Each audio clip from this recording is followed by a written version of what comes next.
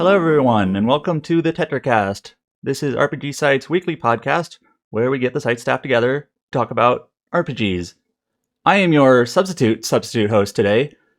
Brian is not here this week because he is visiting family. Josh is out this week also because he is currently at PAX West. There's a lot of stuff at PAX West this year, both public and private demos, and we'll have probably quite a bit to talk about next week and maybe even the week after on some of the stuff Josh is seeing. Scott, he's not a podcast participant usually, but he's there for us as well. So we have a smaller crew today. Joining me, we have James Glizio. Hey, folks. And Mikhail Manani. Hello. So this week, this is episode 409. A couple of games came out in the last week that we'll talk about as our main topical games for this podcast episode. I will start. I played a Japanese RPG from our good friends at Furyu called Varlet. Now, if you're not familiar with Furyu, they are a Japanese company. They do quite a bit of stuff. I think they do like figure stuff and merch stuff also, and maybe even some movie stuff. But they have released quite a few Japanese RPGs over the last decade, 20 years. And I've reviewed several of them. We've talked about them on this podcast before. I am still really looking for one that is like something that I can wholeheartedly recommend. There are some that I've liked more than others, but I'm still looking for that Furyu title that I can say, this one. If you're going to play one, play this one. And I know several of us in this, the three of us here have played several of the games. For me, it's Lost Dimension. Lost Dimension, I would say, is in the upper half, but I'm still not that big of a fan of it. Alliance Alive, I know people are fond of. I think Mikhail and I both like Cry Machina to a degree. I should play the Caligula Effect games because I've heard a lot of people that really, really enjoy those, especially the second one. Yeah, the second one's the only one I haven't played. Second was probably the best for you game outside the 3DS stuff, if you may, because like I think we'll talk about Varlet obviously, but like I've just played 4 hours of that. It's kind of a funny 4 hours, but yeah, I think Caligula 2. I'm very curious what both of y'all think about that if y'all get around to playing it in the near future, because that has some interesting things, and I think Caligula 1's the impression which people got from that and the bad port which it got on Switch just turned people off, and they thought, oh, I don't want to play this if I have to play the awful first game and stuff. But yeah, we'll see what happens. But at least, I don't know, at least Caligula 1 was not as bad as Rain Attis, but yeah. Yeah, so I played the original Caligula on Vita, and I was not a fan of it. I scored it a 4 back then, I think. And it got the remaster, the remakester. It got a redo later that I never played, that apparently is better in ways, but you know, it's still the same core game. And yeah, same reason as you said, I just like Caligula 2 is coming out. I'm like, I don't want to do this again. But apparently that's one people really like.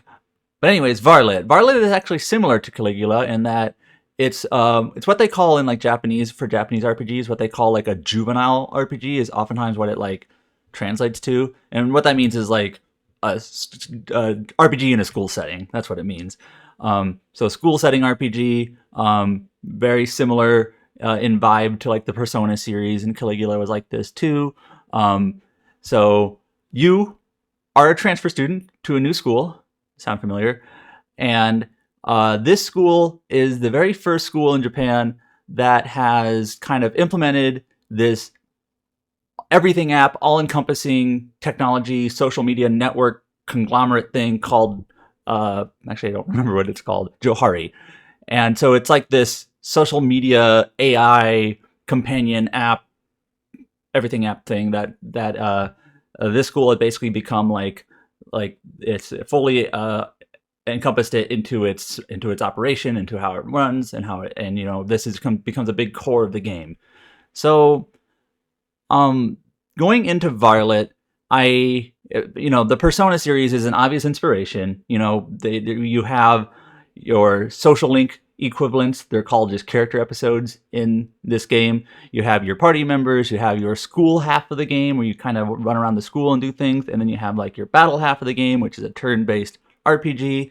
So Let me just kind of give the broad overview. When I was playing through this game, going through it, I started to realize that it felt like the parts of the game weren't really like clicking together for me, and they felt like they were the parts of the components of the game kind of felt like disparate, almost to the point that some parts of the game felt like, why am I even doing this? Feels pointless. It doesn't even intersect with the rest of the game. And then ran into other major issues in terms of how I felt the game was balanced, in terms of its resource management and just combat design structure and the bigger structure of the game. So I'm kind of skipping to the end here. It honestly like completely fell apart for me. So I'm going to try to like recount my steps, if you will, in a condensed way, of course, how I like got to this conclusion. So I was not a fan of Varlet. I scored it a 4 out of 10. I'm going to talk about some of the structure mechanic stuff first, and then I'll go into more like the character, story, narrative stuff, right?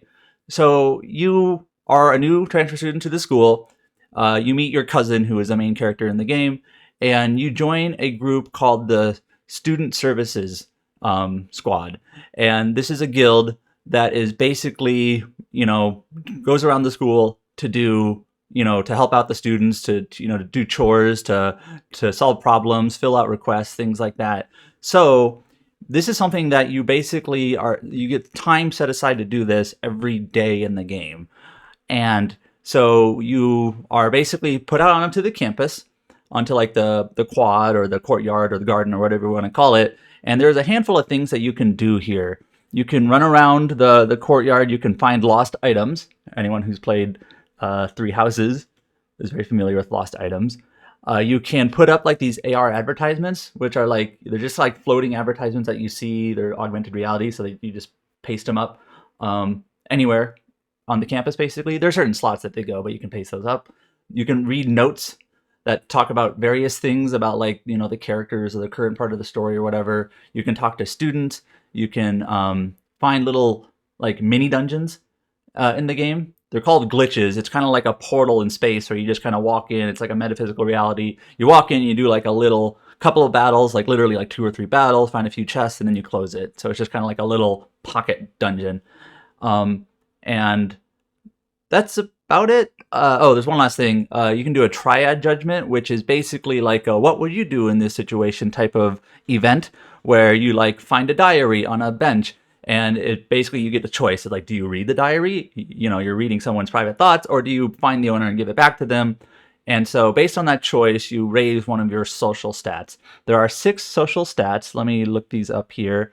The 6 social stats in the game are morality, sympathy, altruism, narcissism, Machiavellianism, and psychopathy. So these are basically stats that raise based on choices you make on these triad judgment options or at points during the story. So as I was going through this kind of SSS chore, I'm going to call it a chore because that's kind of what it turns into. You fill out, as you paste up your ads, as you find lost items, as you fill student requests, you get likes.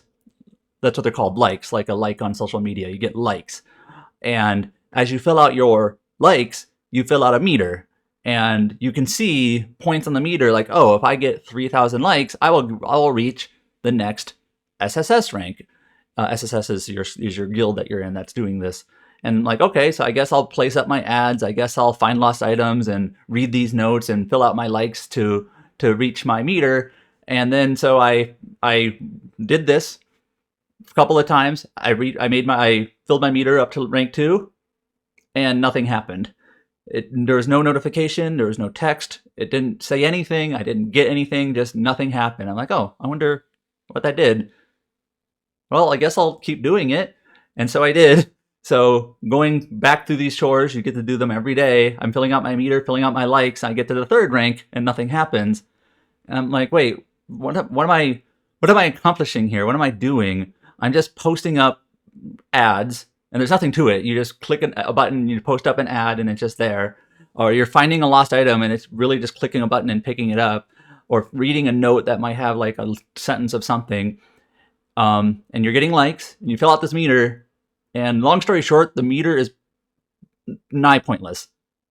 You're filling a meter just for the sake of it. There's no point to it, and I felt that's kind of weird. There's the only thing I can see that it does, the very only thing, the very small thing that it actually does is it raises like the range that you can see things at when you're running around the campus. You get like a sonar ability that shows you where like the lost items are, so it raises that range like an imperceptible amount. But otherwise, actually like finding lost items or placing those ads or reading those notes, they don't actually like do anything. They don't. They just it's busy work, and it's like as straight definition of busy work as you could possibly get, I think.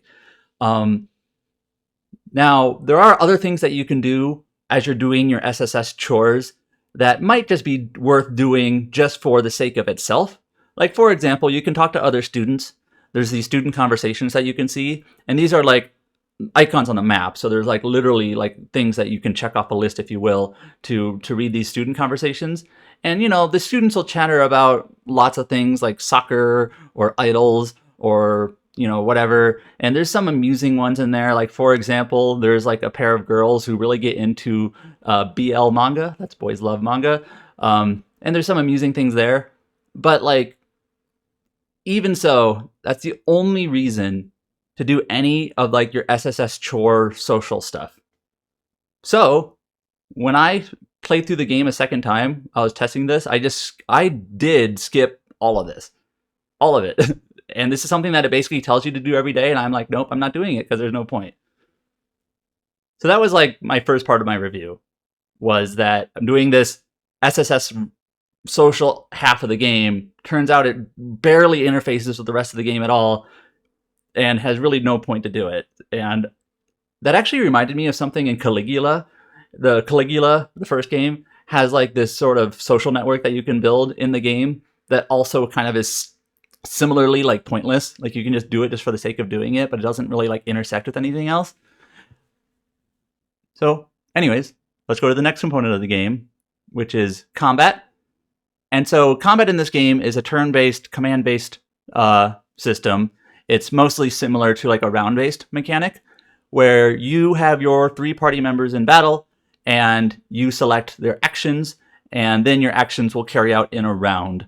And so when you select an action, it takes a certain number of steps. That's what they call it. They call it steps.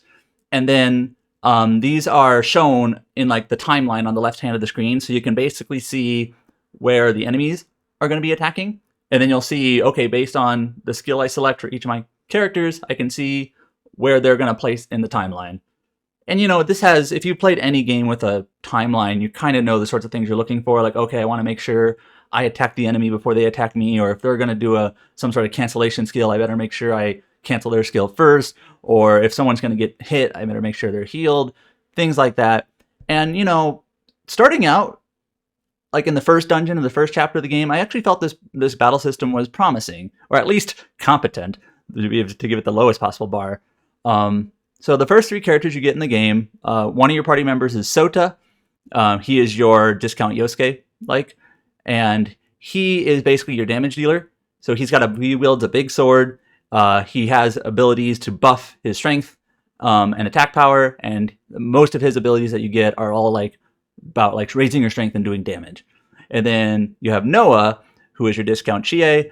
She is basically like a paladin type character. So she has like defensive skills, like reflect damage type skills, raising defense of your party type abilities. So she does like the sort of tanking, sort of damaging, taunting enemies and taking hits herself type of attacks. And your character is kind of like a jack of all trades. And so, you know, starting out, it's, you know, the sorts of things are fitting together as you might expect. You're like, okay, each of these characters has a different role to fill in battle. You want to make sure that their abilities that you're choosing fit on the timeline well, and that that you're, you know, buffing properly, canceling attacks properly, things like that. I'm like, okay, this makes sense. Let's see where this goes from here. And then as I progressed further and further through the game, I kind of realized that I had solved it. And what I mean by that is, like, I could not lose. Unless I purposely tried to, or handicapped myself significantly, victory in battle was a foregone conclusion. Getting into a battle, there was no uncertainty. There was no chance of losing. I won. And basically, by the time I got halfway through the game, I realized I've beaten this game already. It's just a matter of time. I cannot lose. And here's why. The fourth character you get in the game is Aruka. She's the long-haired girl in the key art. She's the idol. And she's your healer. She's plenty capable in battle herself, but she has your healing abilities. And so she has an ability to heal 40% of someone's health, anyone's health. And that's a pretty significant chunk of health. I didn't mention this earlier, but there is no MP. Like, you don't have MP, you don't have TP or any sort of gauge in battle. The only components that you have to worry about in battle are your HP, of course, and then like how many steps any ability takes. So when you can use the strongest abilities or whatever abilities you want every round of battle if you want. It doesn't cost anything other than the amount of steps or the number of steps that it takes. So, you know, a stronger ability usually takes more steps, like further down on the timeline to do it, but it doesn't cost like a certain SP or MP or anything like that. So you get a healing ability, and this healing ability can actually be pretty quickly upgraded to heal your entire party for 40% of their HP. And somehow, for some reason, it's one of the quickest abilities in the game to just heal your whole party for 40% of their HP. Do you see the problem here? That's a genuine question. That it's healing too much, and it's like it would be one thing if the delay was longer, so you Right. couldn't like spam it back to back to back. And maybe that's one thing they could fix. Like if they did, that's something that you could fix in a balance patch. Yeah, I actually said theoretically. this. Yeah. But basically what I found was like I could just have that character just basically fire off her healing skill and heal my party every single round if I wanted to. That'd be an overkill, of course, but you can. And since there is no MP or SP, you can do it as often as you want, whenever you want, as long as you want, in perpetuity forever. And basically at that point, I realized I can't lose unless I don't heal. Which, you know, that's fair. I've played through RPGs before where I like challenge myself by like implementing like maybe like self-imposed restrictions or whatever.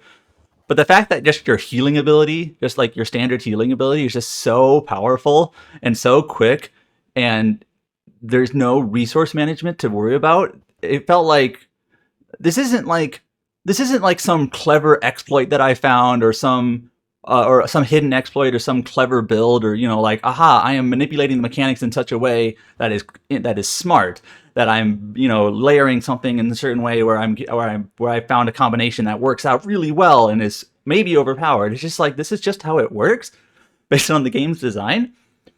And so at that point, that's when I kind of like, I realized going through the back half of the game, it's just like combat battles themselves were literally just like a waste of time. And then this is not even getting into some of my more like typical complaints. Like every dungeon in the game practically looks the same. It's the same sort of vibe, like these kind of like these linear paths, like these gridded paths. There's some minor puzzles with like, you know, you press a switch and it turns all these like red blocks are visible. If you flip it to the other toggle, all the green blocks are visible. So you might have to go through pressing switches to turn different blocks on and off. And it's something. There are 6 enemy types in the game. There's hammer guy, there's gun guy, there's knife guy, there's sword guy, there's other sword guy, and then there's Gundam funnel guy. And that's it. There are 6 enemies in the game total, besides bosses. They have like powered up versions, but it's just the same 6 enemies you fight over the entire course of the game. So that's, you know, that doesn't help with variety or interest or anything like that. Go ahead, Miguel. I think I saw someone post about how Furyu's dungeons have like a similar layout and vibe, that they all have these like, you have these interconnected paths where you just walk from one point to the other, and they have these, and they are all like suspended in space or something like that, or like there's some dressing around them, and then there'll be these floating cubes or something. Like when I saw, I think this, I don't remember where I saw this, but I saw this yesterday. Someone was just like pointing out how their games have similar dungeons, and it reminded me of Digimon Story, Cyber Sleuth, and Soul Hackers 2. And it kind of like, I do not like this dungeon structure which these games use, because they try and, you know, like they would be fine if they had combat which was interesting enough that I wanted to keep, you know, like fighting things. But it just reminded me how that Furyu's games, like you're not playing it for the combat, So, and you're not, like in this case, playing it for the interesting dungeons either.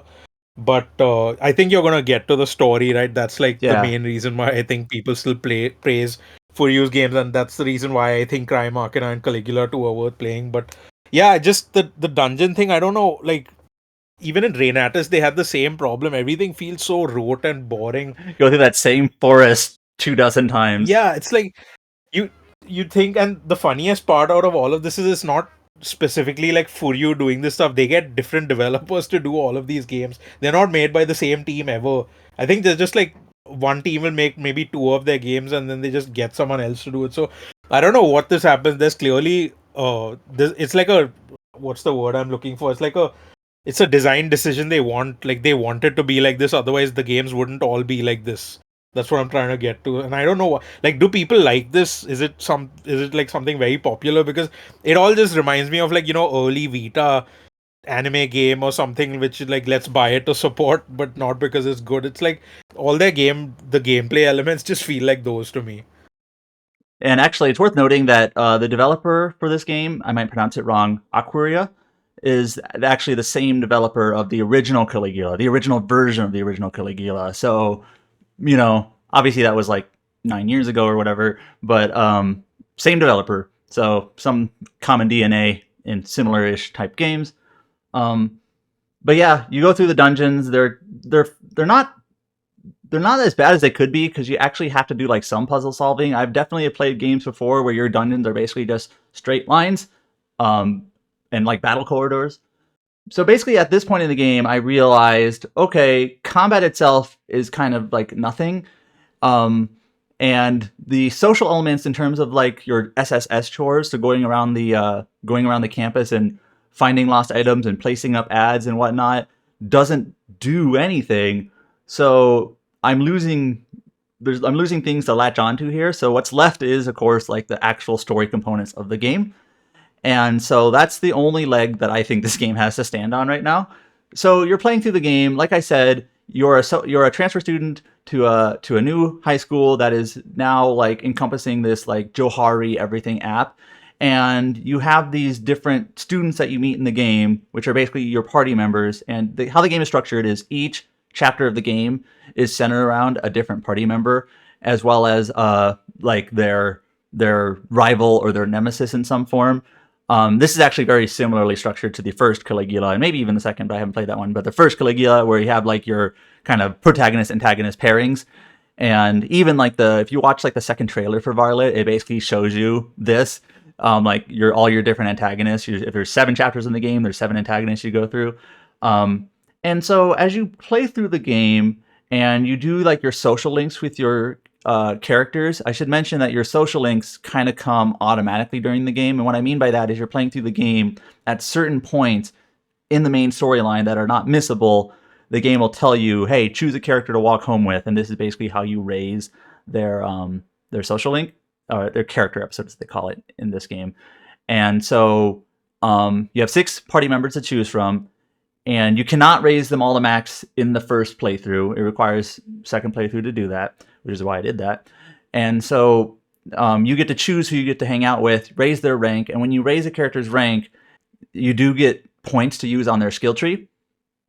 So, in a nutshell, the character that you choose to hang out with do end up being the characters that are stronger in battle, higher stats, better skills.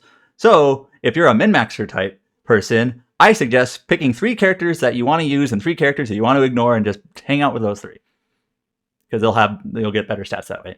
But anyways, basically each character's story is kind of similar to Social Links in Persona, where they have some sort of personal struggle or some issue that they're dealing with, or some growth avenue that they go through, and it usually has a slant towards like social media or streaming or surveillance or AI, or like a very loose form of AI, like basically technology, and kind of has that slant to it based on the game's themes. Like, for example, Sota, he wants to be a streamer, which seems very appropriate for a modern, probably high schooler, right? That you're trying to build a stream, build an audience, and his sort of storyline kind of revolves around stuff like, like, what do I want to do versus what do people want to watch? So he's making decisions on like, how does he stay genuine? How does he know if he's faking it or if he's just doing what he thinks people want to see? So his kind of storyline kind of revolves around that. Noah, she's a member of the security bureau at the school, which is like kind of like the hall monitors. And so her kind of character stuff kind of revolves around like authority, following rules. How do you know if a rule is a good rule or a bad rule? Surveillance, like what is maybe appropriate oversight and what is maybe going too far into someone's privacy.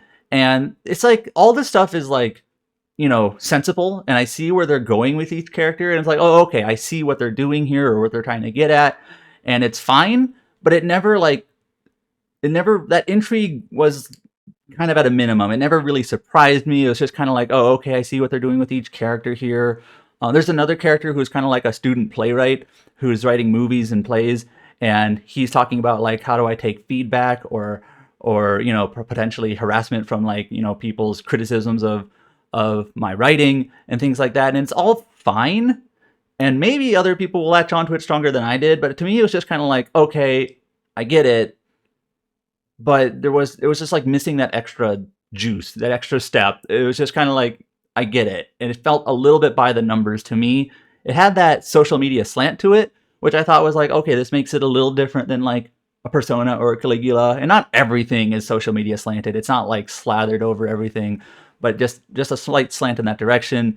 And so I feel like my advice to people who are playing Varlet, and I've seen some people picking it up with various opinions, is my advice is skip all the SSS stuff. Just skip it. Like I said, it's pointless, like literally pointless. Just don't do it. Go through the story, just for the characters and the social links for what they are. Like that's what you're there for. That's what it's for. And then go through the dungeons, do the battles. Probably just play it on easy mode because hard mode just makes it take longer and it's not really harder. So go for that. What did you think of the music? I know these. So this game also, how do I put this? I like Caligula's better. This game also does the same thing where each character has like a theme and they get like a different vocalist to like play their music, to do like a vocal track that plays during that character's boss fight.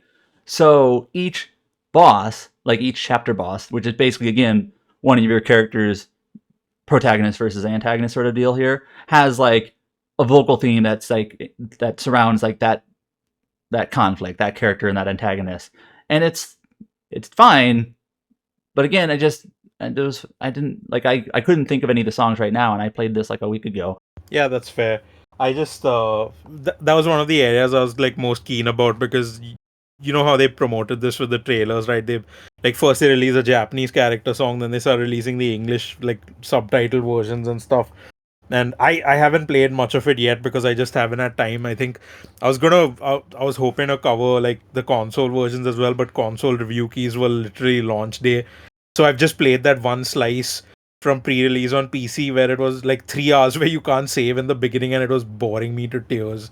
So yeah, hopefully when I get to it on Switch like probably in a week, I think when I start testing that stuff, it'll be good. But yeah, I don't know, I'll see how this thing goes, because I'm kind of disappointed that this was Furyu's first big like self-published multi-platform like publishing whatever their big game which they decided to do this with, because like the last game they did was what, Renatus, right?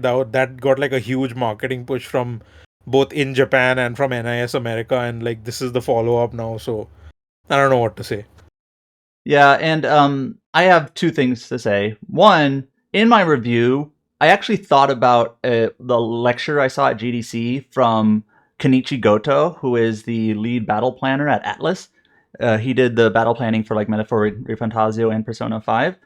And obviously this game is like Persona inspired, right? And during that GDC lecture, Kenichi Goto talks about how he makes a declaration: RPGs are resource management games, which is kind of like a phrasing and a framing that I agree with. And so like, let me just read a quote from him from his lecture. I put this in my review too.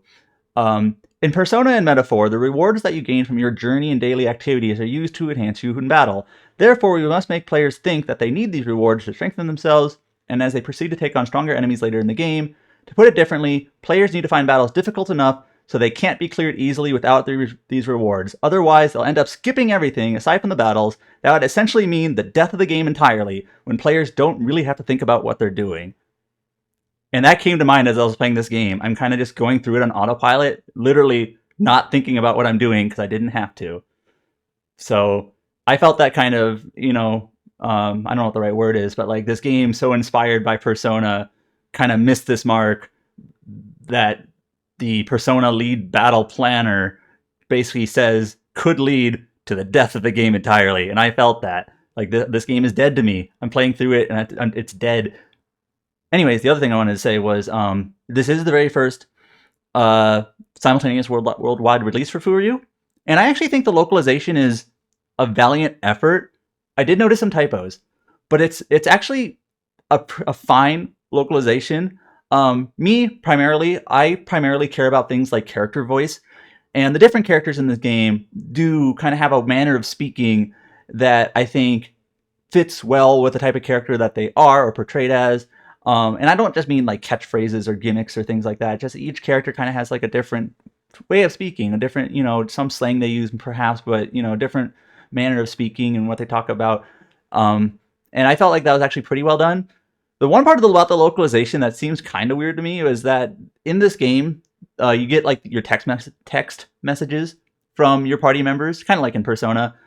But some of the characters talk in like leet speak. When I say leet speak, do you even know what I mean? Yes, when Yes. you swap out random letters for numbers and shit. Yeah, it's like a very like old school shorthand for typing and texting. And I feel like it almost at least some of the characters, not all the characters, some of the characters lean that way a little heavily. And I'm like, this feels kind of out of time. Like, this feels like something I would have seen 20 years ago. Maybe this is how Japanese high schoolers still text, or maybe any high schooler. I don't know, but it felt a little weird to me. And it's just in the text messages, so it's not like a major part of the game or anything. But it felt weird to me that they like the old school text where like everything is like shorthand. Anyways, but yeah, that's my point. That's my framing of the game, my review of the game. I gave it a 4 out of 10, which is the same score I gave Reynatus. Basically, in deciding that score, and we all know that scores aren't really that important, but like I think the mechanic and structural stuff is actually worse than Reynatus, because Reynatus is just bad. This is actually like broken in degrees. But I do think like the character writing and like the theming is better. Reynatus actually kind of like angered me. Some of the characters were just made me angry. They were stupid as shit. In this game, they don't make me angry. The characters are just kind of bland. I kind of get what they're going for, but they're better, and that's what you're here for. So I was like, okay, I'm going to give it the same score. It's better in some regards and worse in others. So I'm still looking for that Furyu game that I can say, yes, this is the one. Maybe it's Caligula 2, and maybe I've just been ignoring it, but I'm still waiting for the Furyu game that I can say, this is the one. So that's where I'm at. How was the PC port for you? Oh, perfectly good. I mean, like, it's not a fancy port. It doesn't have a lot of... it's a pretty simple game. It doesn't have a lot of bells and whistles.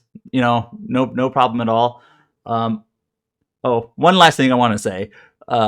Brian actually watched me do this. So I was playing through the game the second time. I was kind of rushing through it. I wanted to see the other character routes just to kind of see how they are written. And so I got to the final boss, and I was like, I'm going to try something. I'm going to put it to hard mode. I'm going to have my healer character, Aruka, set to heal. I'm going to set up a macro on my PC where all I'm doing is just pressing the enter button. Everyone just do your attack, and Aruka do your healing. And I'm going to go get some food or do some chores. I'm going to come back and I win. Literally, I just had my characters I'm just pressing one button on the keyboard just over and over and over again, and I win. That's it. Until the next time you get Furyu'd. Yeah, they seem to come out with a game every year, so, probably not too long before the next one.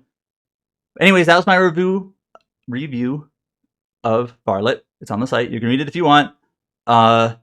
We had, I don't know, other reviews this week on the website. We had a review from James on Story of Season Grand Bazaar. I'll let you talk about that in a second if you want.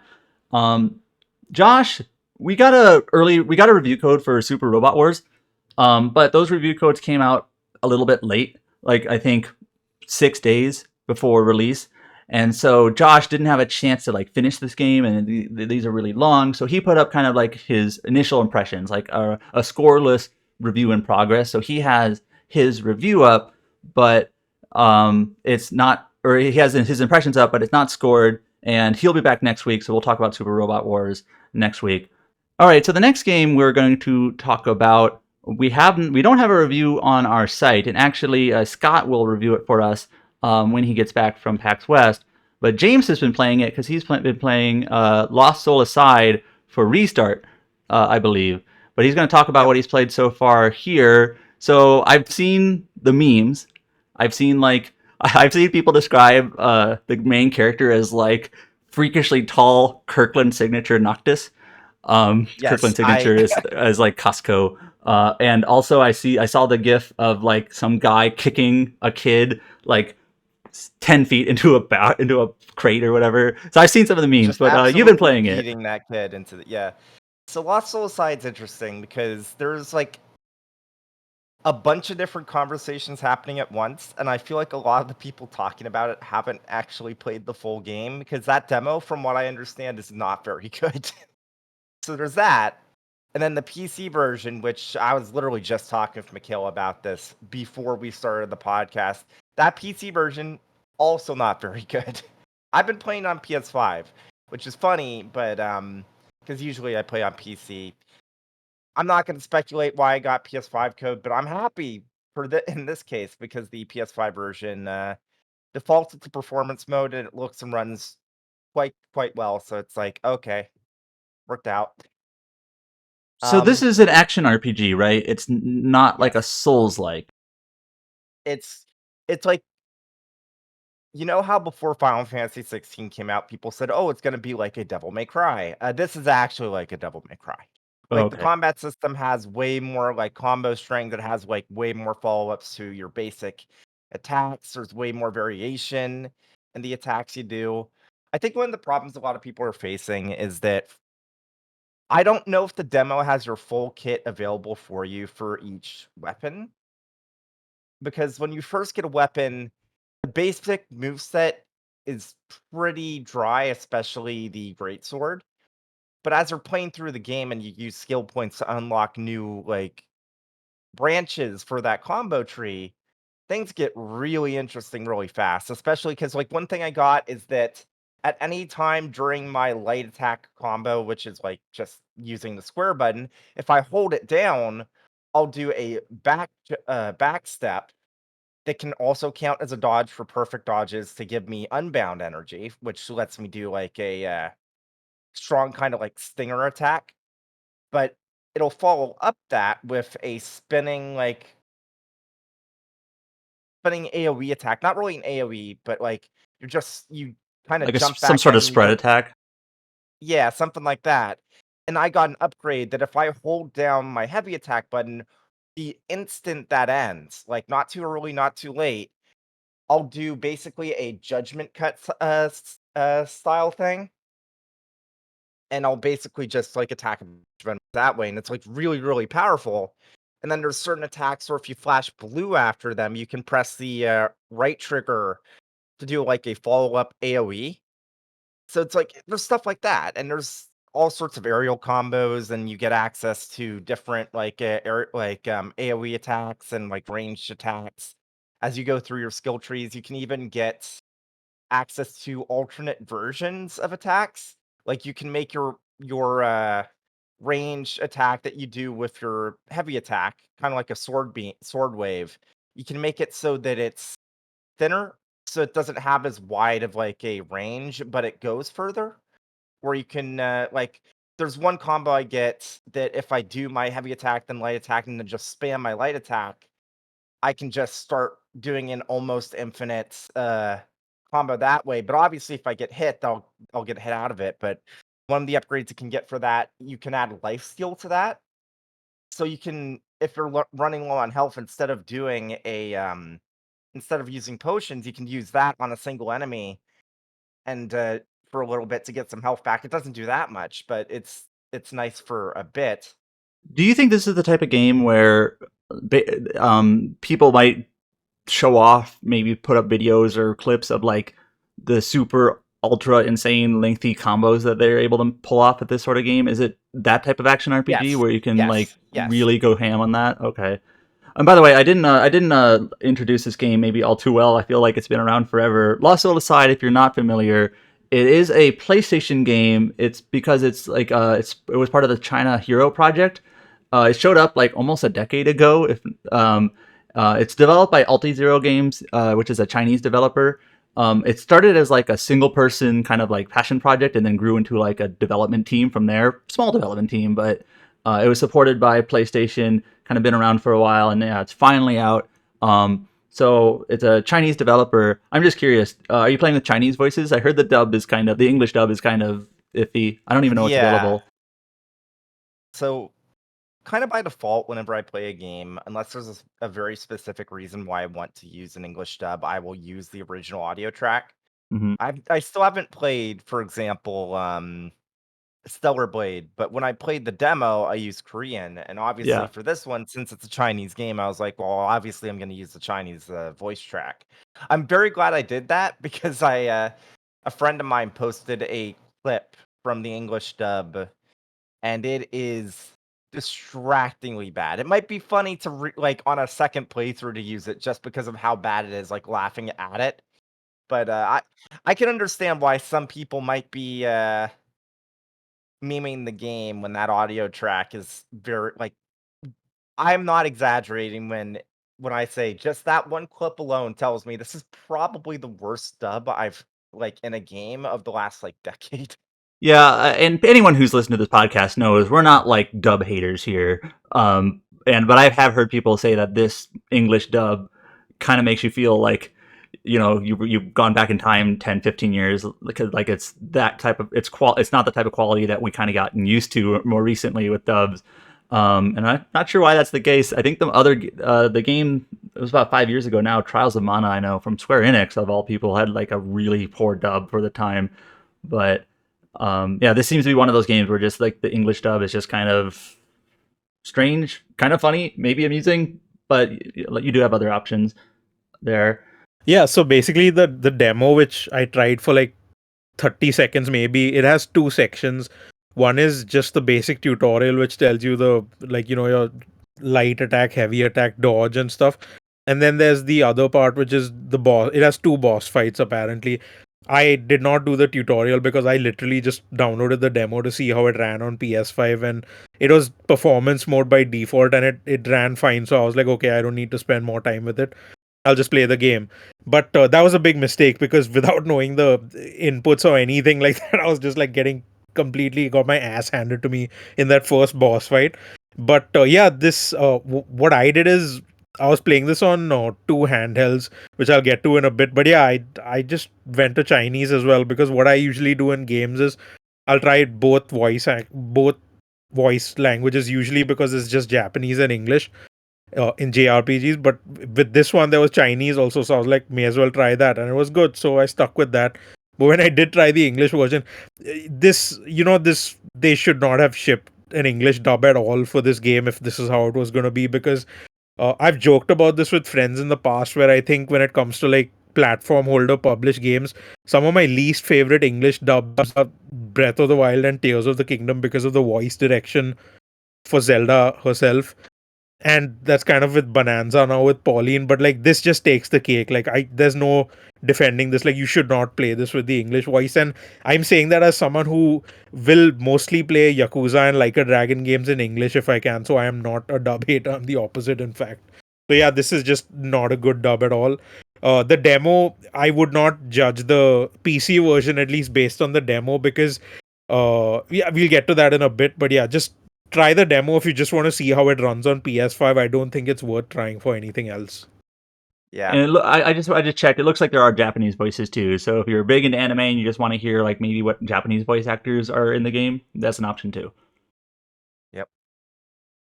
And to be clear, even though I said that I usually play games in the original audio track, I have nothing against dubs. There are some games. Well, I mean, literally last podcast, I was talking about how I was enjoying the dub in the Turtles in the Sky remake demo. So it's like, Yeah, so I play a lot of dubs too, but I actually just recently started Rise of the Ronin.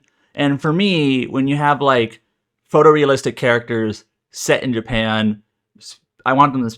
I think they should speak Japanese. So I'm playing that in Japanese. Although in that game it's sort of weird because if you set Rise of the Ronin to play in Japanese, you'll meet like Americans or British people who speak fluent Japanese and apparently will speak to each other in Japanese, and it's like, okay, that's a little strange. But when Matthew most, Perry. yeah, Matthew Perry apparently is very good at Japanese. Not even just him, Yeah. but pretty much any white person in the game is apparently very good. I actually kind of wish there was like a voice mode in that game where the English people would speak English, or maybe like try Japanese here and there or something. But no, it's just like they're all the white people are fluent Japanese. But anyway, my point is like, games like that where it's set in Japan, it makes sense.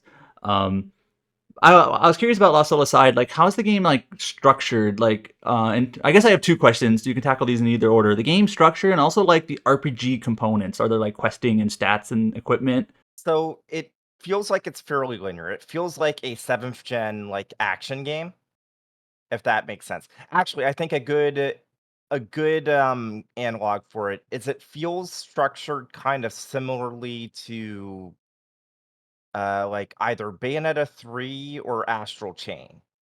Like a platinum game where it's like there's some sections where it's like a little bit more open, but it's not an open world, like it's not an open game by any point, by any means. Uh Something like that. It does have more RPG elements than Final Fantasy 16, because what it has is that you can, if you find like optional combat rooms, if you fulfill challenges in them, you can get upgrades for like your arena powers, which are basically your like icon powers, which you have on cooldown that you replenish your cooldown by dealing damage. But you have like actual equipment and stats. You have accessories, and they have like pretty significant upgrades, and you can actually upgrade your accessories. It seems like, and then you have this thing called weapon accessories, where you can attach these things to your weapons, and by default they'll actually show up on the weapon, so they look really goofy. But you can turn that off.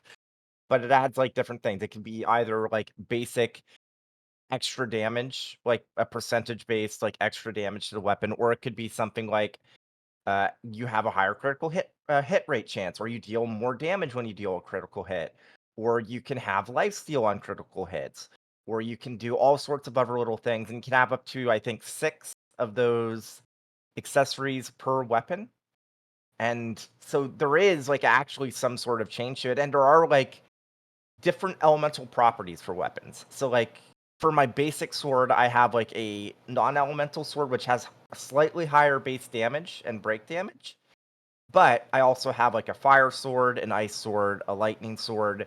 And as you're fighting enemies in the environment, you can actually see above their health bar if it has like a fire emblem or an ice emblem or a thunder emblem. That lets you know that that's like what they're weak to and what you can use to deal more break damage, deal more regular damage. And I don't know, I've been seeing people talk about how they feel like regular enemies don't like have too much health, but I don't know, like if you do some of the more complex like attack strings, or you make use of burst counters, that thing I was talking about earlier, where if you flash blue and then you press the trigger to deal an extra follow-up attack, I never felt like enemies had inflated HP. In fact, if anything, it felt like I was going through enemies way too quickly. That does make me think what you're talking about elements. Like we've made a few comparisons of Final Fantasy 16, which I only played for the first time like a couple months ago, which had elements.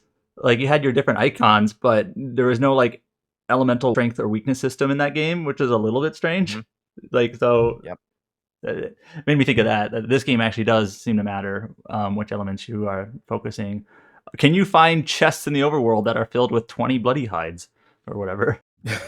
I think this The is only currencies you really get is you get stuff for your skill points. Then you also get divine gold, which is just gold. It's just your like you can buy stuff at shops. You can buy like materials to craft potions, which you can use on like on the D-pad. You can have access to any number of like a high potion which heals basically all of your health, a regular potion that heals a portion of it, and then you can like set whatever you want. So you can also get one that replenishes your stamina, which actually that's one thing I should mention.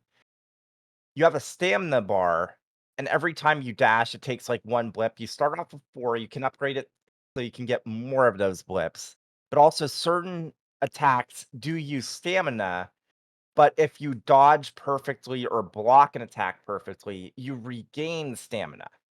And like I said earlier, if you dodge an attack perfectly, not only do you regain stamina, but you get access to like a follow-up attack that deals more damage.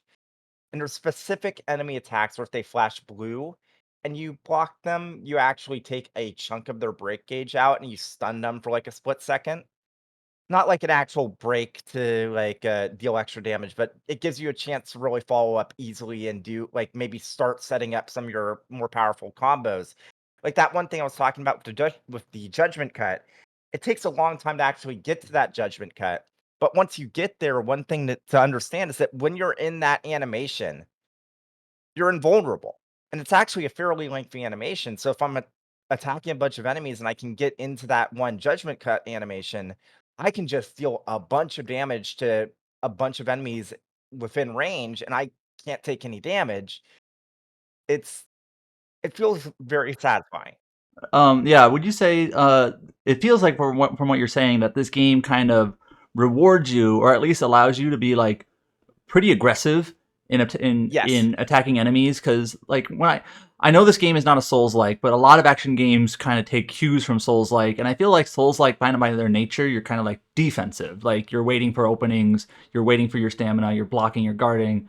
Where this game, it seems like as an action RPG, it kind of goes in the other stint where it's like you have all these tools to you as you're on the offensive, including like you can use up your stamina, but as long as you can, if you can dodge an ability or block, right, you can regain that stamina and this Yes. burst and judgment mechanisms and all that. Obviously, without seeing it, I can't fully grasp my head around it, but it sounds like it wants you to be aggressive and kind of fitting that sort of Oh, action vibe. 100%. Because I've seen some people talking about how the cooldowns for your like icon ability stuff, they're called arena powers here, is too long, but I never really felt that because the thing is that you replenish them faster by not just dealing more damage, but very specifically.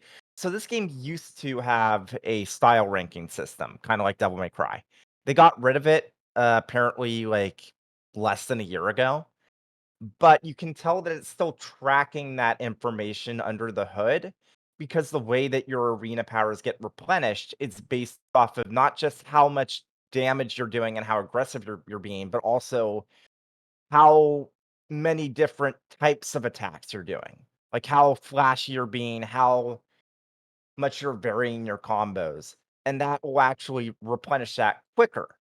And it gets to the point where between that and the, like, Devil Trigger type, install that you have, it's I don't know, like, even early on, I was enjoying the combat system markedly more than Final Fantasy 16 because that was, like, what a big complaint I had with that game was that it was trying to be more of an action game, but it didn't really have enough there, and the RPG elements didn't do enough to kinda make up for that, in my opinion. But here it's like, no, just as an action game, even if there was no RPG elements here, I would be perfectly satisfied with this already because I've gotten 3 separate weapons now. You can swap between them mid combo. They feel very, very different, each of them.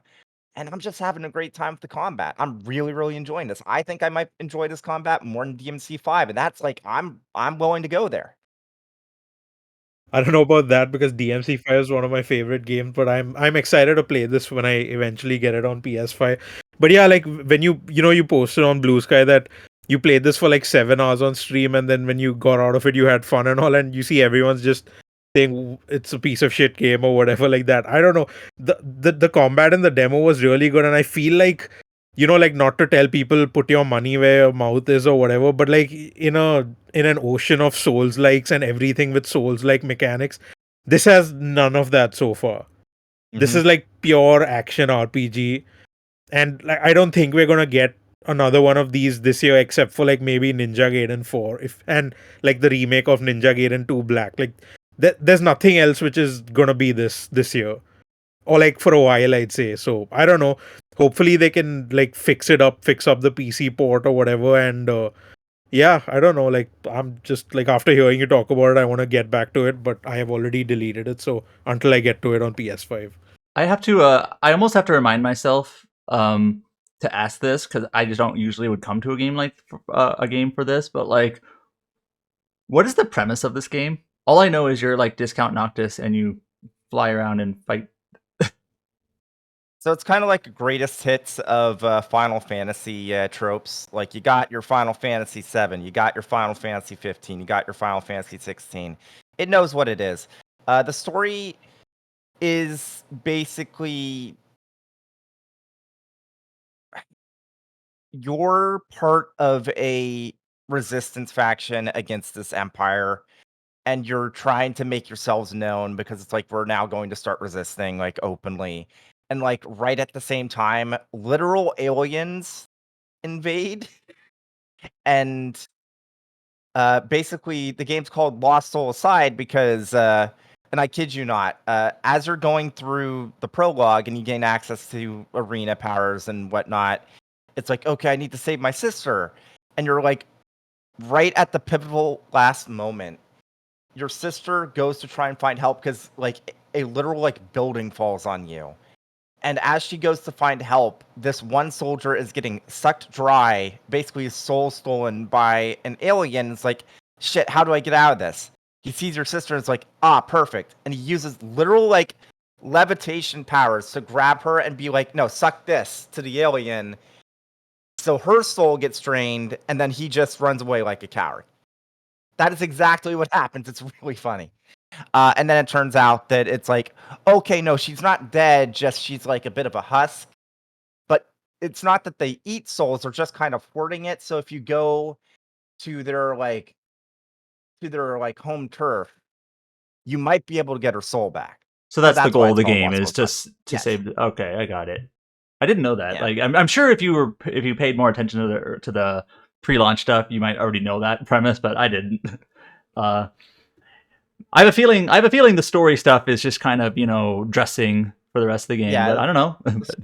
Yeah, the story stuff is basically dressing. Also, even beyond the dub, I can tell from some of the formatting stuff in the text and also the way that they capitalize stuff that this translation maybe isn't great. So I don't know. But yeah, I'm enjoying it. The soundtrack's very good. The visuals are very good. At least on base PS5, it defaulted to performance mode and it runs and looks quite good. The only real issue I have is a bit of pop-in, but even then, it's only really the foliage that's a problem. But yeah, I'm genuinely really enjoying my time with it, and I'm excited to. Well, I obviously with RPG site with us, if code comes in late, there's no rush to get a game review in ASAP. But Restart is not RPG site, so obviously I'm trying to get through it as quickly as possible. So yeah, you reminded me about the soundtrack. I bought the deluxe edition for this because like I'm an idiot who always wants every DLC with every game. So I should download the soundtrack at least and like copy that over to my phone. But the thing about the story is like at one point you could tell people just skip the story and get to the combat, but for some reason this game has a lot of unskippable cutscenes, which is really annoying. you can skip the cutscenes on PS5. Oh, so when I was playing it on like ROG Ally and Steam Deck, some cutscenes you could skip, but the other cutscenes, it just when you press the button, it just lets you pause. You can't skip any of the cutscenes, like those cutscenes. So I don't know what happened, and I guess I can talk about the PC stuff right now because So Mikhail, if you're not aware, listeners, he always does these sorts of platform comparisons for these games, especially on the handhelds. And your title is Lost Soul Aside is unplayable on Steam Deck and barely playable on ROG Ally. So that's fun. Go for it. Yeah, so I wouldn't say that lightly. So I had to use like a weird workaround to even continue playing on Steam Deck because what happens is right now the game is so heavy that, and the let me just talk about the cutscenes first. So what they've apparently done is every cutscene is rendered at 4K natively. So that's just too much for handhelds, and like you shouldn't be doing that, like because the game is very heavy. So on Steam Deck, when you start the game, it runs at like I think 20 or 30 FPS, which it's a current gen only game. You expect that at this point. But then the cutscenes go to like 1 to 3 FPS, and I'm not exaggerating. It literally is a slideshow where the audio is playing and the video is just not moving. And then when you get to the gameplay, it's the tutorial, which is I had to play at performance upscaling at 720p, which I believe is like under 400p. It's like probably 360 or something like that. It doesn't let me like use a slider for the upscaling or anything. It just tells me to choose FSR and performance. So it's rendering at a very low resolution. I've turned off every single setting I can. It's running at about 17 to 25 or maximum 30 frames per second in the tutorial. It gets to another cutscene which I cannot skip. And then let me just get the exact lineup because I found this super funny. So there's a character called Louisa who says, "At the same moment, every time my dream comes to an abrupt end." And this is where the Steam Deck just crashes. It reboots or it just crashes the game. You know, if it's a new game which hasn't been tested and stuff, I need to make sure this is not an issue with the install or this is not like a specific Proton translation layer issue. So I replayed the opening prologue 8 times on different setups on 2 Steam Decks, and it crashed at the exact same moment every time, and I got sick of that my dream comes to an abrupt end line. So my solution to this problem is I got the game up on ROG Ally because that's more powerful than the Steam Deck. I ran into another issue over there where it didn't let me set the game to 720p. It was either 900p or 1080p, which is too much for this game handhelds. So I had to like change the whole ROG Ally resolution to 720p outside the game. Then I could play it at 720p where it ran at an acceptable like 30 or 40 FPS in the tutorial. I finished the scene. I got to the main hub city or whatever, and then I saved the game. And then I said, okay, I've gotten past this. Let me try on Steam Deck. Didn't work. Crashed again. So I kept doing this where I was playing like 15 or 20 minutes chunks on the ROG Ally and trying to get to it on Steam Deck to see if it would load. And it finally loaded when you get to the first quote unquote level where you have like enemies and you have like your sister who's like opening paths for you, and like you do these, she's like pressing buttons to like get like containers where you have to jump across and do some platforming. But yeah, in basically in the end, whatever I did on Steam Deck, it was not holding 30 FPS and it was always dropping below 20. So you can't even get to this point unless you play on another device and sync your save back. So at that point I say it's unplayable. So it's unplayable on Steam Deck. On ROG Ally, so for those unaware, when you play on ROG Ally, you have like 15 watt, 10 watt, 12 watt, 25 watt, and 30 watt different power modes. If you play connected to the like a wall supply, this only works on like a high power wall adapter. So something it's shipped with or like 65 watts or higher. You can play with the 30 watt turbo mode, which is basically using the maximum power you can get from the device. Using this and the absolute lowest settings, I was getting between 20 and 80 FPS, and it was never stable. So, and it looked awful. Like you're playing on a 1080p screen, like upscaling from like 400 or 360p or something. It just looks really, really bad. So, I think after some optimization, they can probably get it playable at 30 FPS. But right now, I would say it's barely playable. Yeah, like not a good showing. Sony games on Steam Deck and ROG Ally usually well optimized.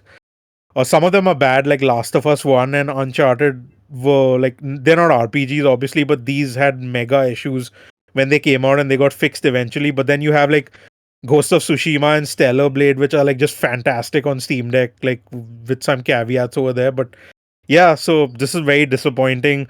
I I almost feel like they should have delayed the PC version if they were going to ship it like this. I know having simultaneous launches helps with marketing and like promotion and stuff, but this is gonna do more harm than good to it, especially with like the weird demo and like all the bad voice acting. So I don't know if this ends up being a game which people will look back on saying, "Oh, this was a really good action RPG." Until I play that, but I'm looking forward to seeing what James says when he finishes the game. And yeah, just if you're planning on buying it, don't judge it by the demo and like play it on a proper PC. Don't play it on a handheld right now, or play it on if you have PS5. if you have a PS5, I would just get it there. Yeah, that's the safest option right now. So yeah. Okay. Unless anyone has anything else to say about Lost Soul Aside, um, we're done with our games talk section. So my review of Varlet, James's impressions of Lost Soul Aside.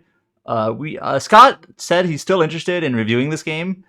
We didn't get code early enough. He's at PAX West now, but he will eventually review it for us. He's seen everything about it, so he's he's very curious about what the game will be like when he gets around to it. Yeah, Uh, yeah. I'm curious how he feels about it because I do feel like he's a bit of a wild card when it comes to reviews. I am curious how he feels about it. Yeah, there are some games that are well liked, and he's like, nah. And then some games, I feel like he's way too lenient, but whatever. Everyone's got their opinions. That's the whole point of reviews.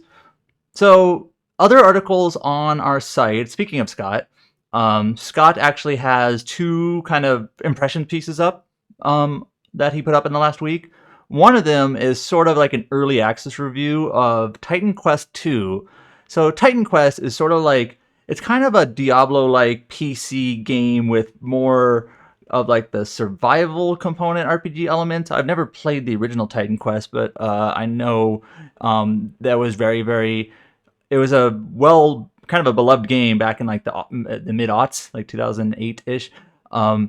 And this is a sequel to a game that I don't think people really expected a sequel from THQ Nordic, and it's in early access. And it seems like the early access impressions of this game are pretty positive. It's kind of I guess it's kind of like short and concise in terms of content, in terms of how much you can do in early access right now. But it seems promising, and Scott's review is also he's pretty high on it and eager to see more for the game. Like his title is Titan Quest 2's promising early access launch has me eager for more.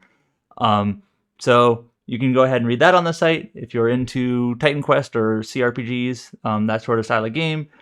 Scott also had a chance to play like the opening section of the Outer Worlds 2. So different outlets got a preview opportunity to play kind of like the early section of the game, and he was pretty high on it, and he really focused in on like the mission that you're given in the early section of the game, all the different options that you have to complete it. And it's a demo and it's the early section of the game, so who knows how well that might represent the game as a whole on the larger scale, larger structure.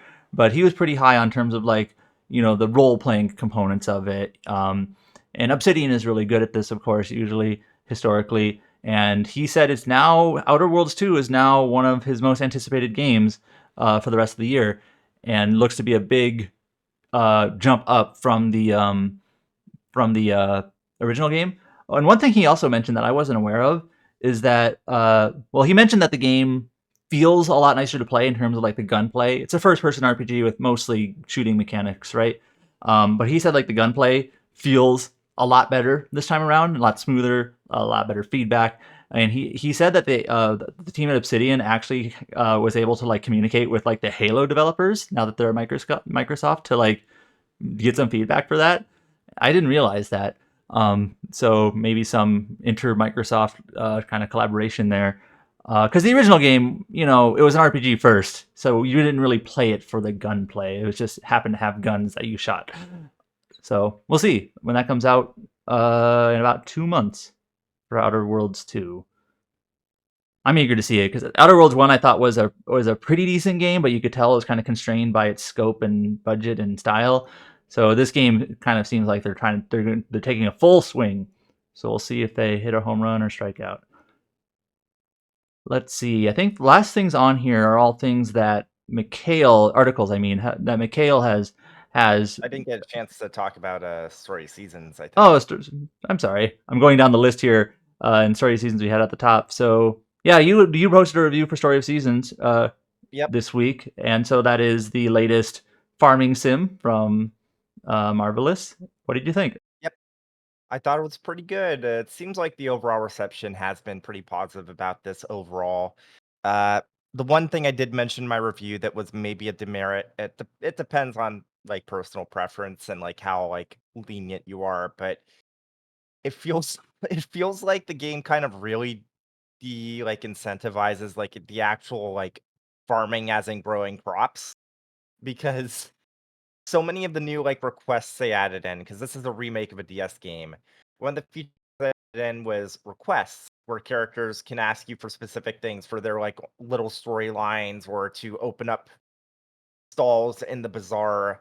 But there's like an issue with that. Because the game can't determine what season you're in when you get that request, they gotta be really, really lenient on what sort of stuff they ask for. It can never ask for anything that's like deliberately exclusive to a specific season. So apparently there are some missions that do require you to farm, but like the bare minimum is just like farm X amount. It doesn't ask for anything specific, and most of the requests are going to be stuff that's either related to like fishing, cooking, mining, stuff like that. And because of that, since you really only need to farm for like those very, very small handful of requests, it's like you get so much more money through mining. It's one of those things where you gotta really want to do the farming, which if you're playing the story seasons game, you probably do. But it is one thing I did feel like I had to mention in my review. It's like it feels oddly like your time is probably best spent not farming most of the time, even though I still did, but it's just one of those quirks in a game where it's like, even if it didn't impact how I played it, I could tell, oh yeah, I could have totally ignored this and I probably would have had the same experience. So wait, is there a reason why why the requests don't ask for anything very specific in terms of like certain crops or Uh, whatever? Crops are seasonal. They don't know what season you picked up a request. Oh, okay. I think this was one of the games which they made back then where they wanted to try something different, so they added the whole bazaar thing, Hmm. and that's probably one of the reasons why you think they de-emphasize, which it makes sense because the last few games they've released. Did you play Pioneers of Olive Town? I don't remember. I did not. No. So that game was so focused on automation and stuff. It felt like someone on the dev team had played My Time at Porsche and like completely forgotten they were making a story of seasons game, because you just focus on like dumping stuff into these automation, like the makers as they call them, which is like these machines which just like get mayonnaise for you and all this other stuff. So that game was completely a misfire, and it ran like shit as well when it came out on Switch. I think it's kind of like Pokemon tier in how it runs. So when like after that, when they did A Wonderful Life, which was a remake of the GameCube game, they finally sorted out the tech issues and all that, so that was good. But I don't know, it feels like this is a very weird game because I had no idea this existed. I got into the series through Story of Seasons, like that's the name, on 3DS. So all these remakes, which people are like, why are you doing all these remakes? To me, they're all new games, so I say keep doing them. But yeah, Grand Bazaar feels oddly polished compared to like all the other entries they've done recently. And you played it on Switch too, right? Yes, I did. And did you end up like playing it docked, handheld? What did you I think? played it Because I thought it was mostly like super docked. good.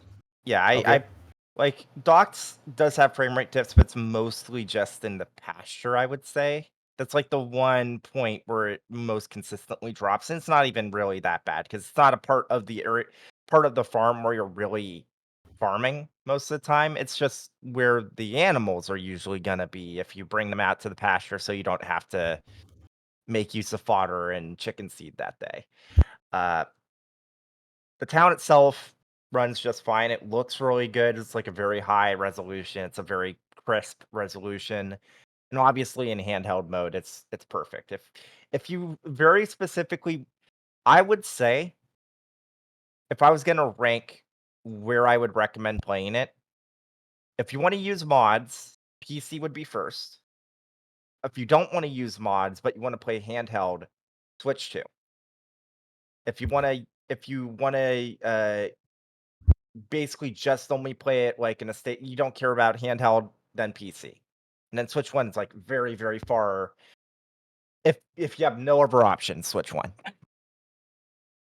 That's And funny that's how because like I think my takeaway was like very different from this. But yeah, so besides that, what did you think of like the with Exceed's localizations on Story of Seasons, they put a lot of flavor into the dialogue and the characters, and Yeah, I think this one was I in a lot of ways, even though this is a remake, it feels like the biggest production or the biggest investment they've done into like the there's a lot of localization voice of this acting. game. Yeah, Yeah. yeah. I mean, XE does good work. Localization's good.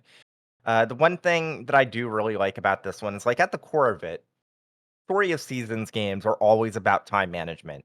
And Grand Bazaar feels like taken to the logical extreme, where it's like you have so many different things you need to consider. You need to consider like growing your crops, and then it's like, okay, you want to process them so they sell for more at the market. So you have to consider like what you're processing in the windmills when, and it's like, okay, maybe it's more windy today, so I should wait to put this more priority thing to process until it's like super windy, so the windmills will process it faster and stuff like that. And it's really interesting. I do quite enjoy it. I had a great time with it.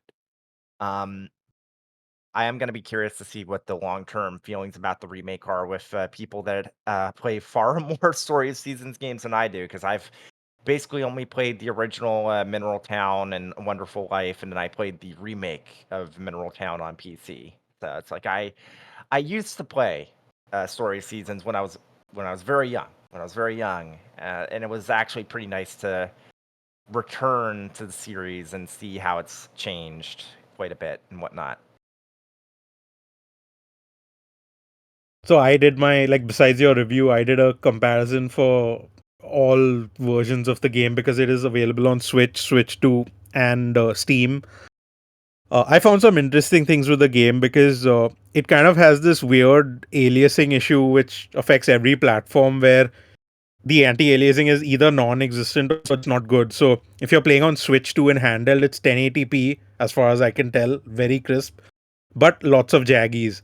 If you're playing on Steam Deck or if you're playing on like any other handle like the Asus ROG Ally or whatever, or even if you're playing on Switch 1, the game just doesn't have anti-aliasing at all. So my solution to fix this problem was when I was playing on Steam Deck, first of all, the game is mega light to run. You can just do whatever you want. It'll do 60 FPS. So because I play on a 1440p monitor when I like all my consoles are plugged in there. So even if I'm playing on PS5 or Switch 2, I downsample to 1440p when I'm playing. So for this, I set the Steam Deck to 1440p and I actually forced it on the internal screen. So I was getting like basically no jaggies at all, and I was getting 60 FPS, and it looked fantastic on the OLED screen. So I was like, okay, this is my favorite way to play the game handheld without question. But then what was more impressive to me is that the Switch 1 version doesn't feel bad. Like, yeah, it is 30 FPS and there are some settings turned down from the like other versions, but it actually feels like they put effort into optimizing the game there. So kudos to them. This isn't one of those situations where, oh, the Switch 1 game just runs like crap, and if you want the acceptable version of it, you should play it on Switch 2. This isn't that. Like, you're getting I'd say a good experience on everything. It's just a lot better if you play on Switch 2 or PC. And other stuff that Mikhail has put up this week, some of it with Josh's help. Let's do that one first. So one of the games coming out, so we're heading into September. And September is a big month for RPGs. There's a lot. And one of the games that's coming out in September that's actually maybe under the radar a bit is Atelier Resleriana? Atelier Resleriana. So this is actually Wait, the that's second, September? yeah, September 26th. So just like a week and a half after Trails. So yeah, this is the second Atelier game coming out this year, following Yumiya in the spring. So Yumiya seemed to be like kind of like the, I don't want to say one's mainline or one's side spin-off, but like Yumiya seemed to be like the big title, and this one's sort of like an additional title. So this is sort of the console version set in the same world as the mobile game. It's not like a console port of the mobile game. It's just like set in the same world, like same vibe, and some characters are shared and whatnot. But Josh and Mikhail had a chance to send over some questions to Gust to ask about the game, and they do this actually pretty frequently for Atelier, where we get to ask questions to Junzo Hosoi and other staff members about the game.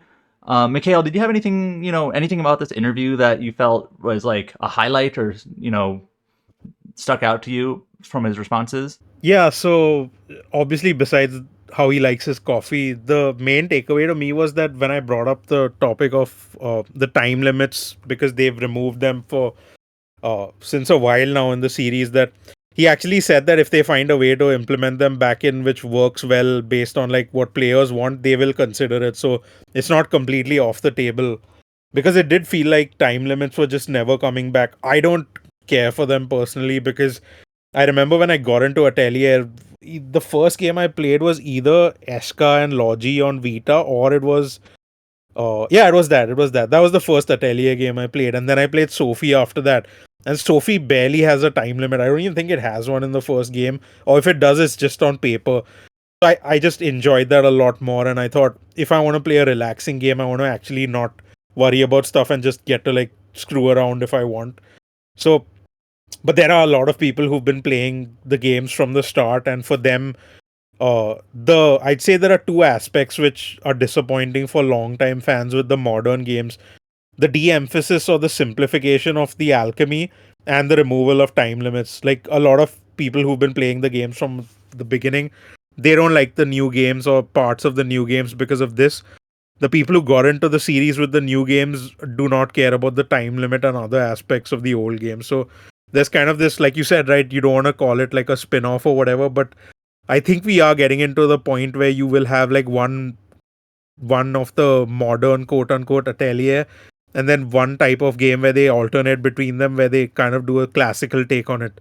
We already did have that with like Ryza being a complete modern thing, and then they did Sophie 2 in the middle, which was more, it was closer to the older games. And I love Sophie 2. Like, I think Sophie 2 and Ryza 2 are my favorite Atelier games still. So I I like what that they're doing over there. that So tells me I need to get to Sophie and Sophie too, because I too am a Rise of 2 enjoyer. So that tells me that I should probably get to that. I think some will say it's blasphemy, but I would honestly, like, time is limited. We all have like a shitload of games to play. I would just watch a recap and play Sophie 2 directly. Well, the thing Just, is, is that yeah. I'm like Adam, where it's like if I try to like do my homework, which sometimes that works out, other times it makes me realize that there's a racist entry of Shuten Order. I remember that. But yeah, at least if you play Sophie now, you can play Sophie DX, which has like DLC, some Yeah. quality of life and stuff. It's not a bad game. Like, I still love Atelier Sophie, but yeah, like Sophie 2 was just a fantastic upgrade in every way. So yeah, them being open to like bringing time limits again, I hope we eventually reach a point where you have like a modern Atelier and you have a classical Atelier. I'm not sure what to think about Resleriana itself, because like, I guess Resleriana and Octopath Traveler Zero are kind of similar, that they're based on the mobile world and characters and stuff like that, but they are going for a premium console and PC experience. We'll see how both of them work out, but I don't know. It's weird to me to not be excited to play an Atelier game as such. Like, I'm weirdly more interested in like revisiting the Ryza trilogy, but I hope Resleriana, when I get to play it, surprises me. Besides the time limit thing, there's like this running joke, or like not a running joke, because like I am serious about it when I ask it, that both James and I've been asking Gust for years, like, when are you, like, is there any plan for an Xbox version or whatever? And with Yumiya being the first Atelier on Xbox platform, I just asked about it over here, and like, nope, not happening with this either. This was like in planning for a while or not, but yeah, no plans there.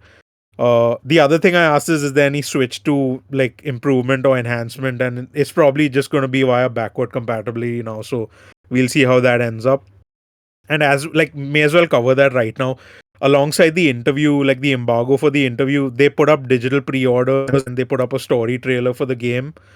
And as usual, there's like a standard edition, a deluxe edition, and an ultimate edition with lots of season pass costumes and the usual Gus stuff. So yeah, but yeah, interesting interview. I think usually these email interviews end up getting pretty dry responses. Sometimes I'm happy that the few I've done recently have been good. So hopefully people enjoy this one.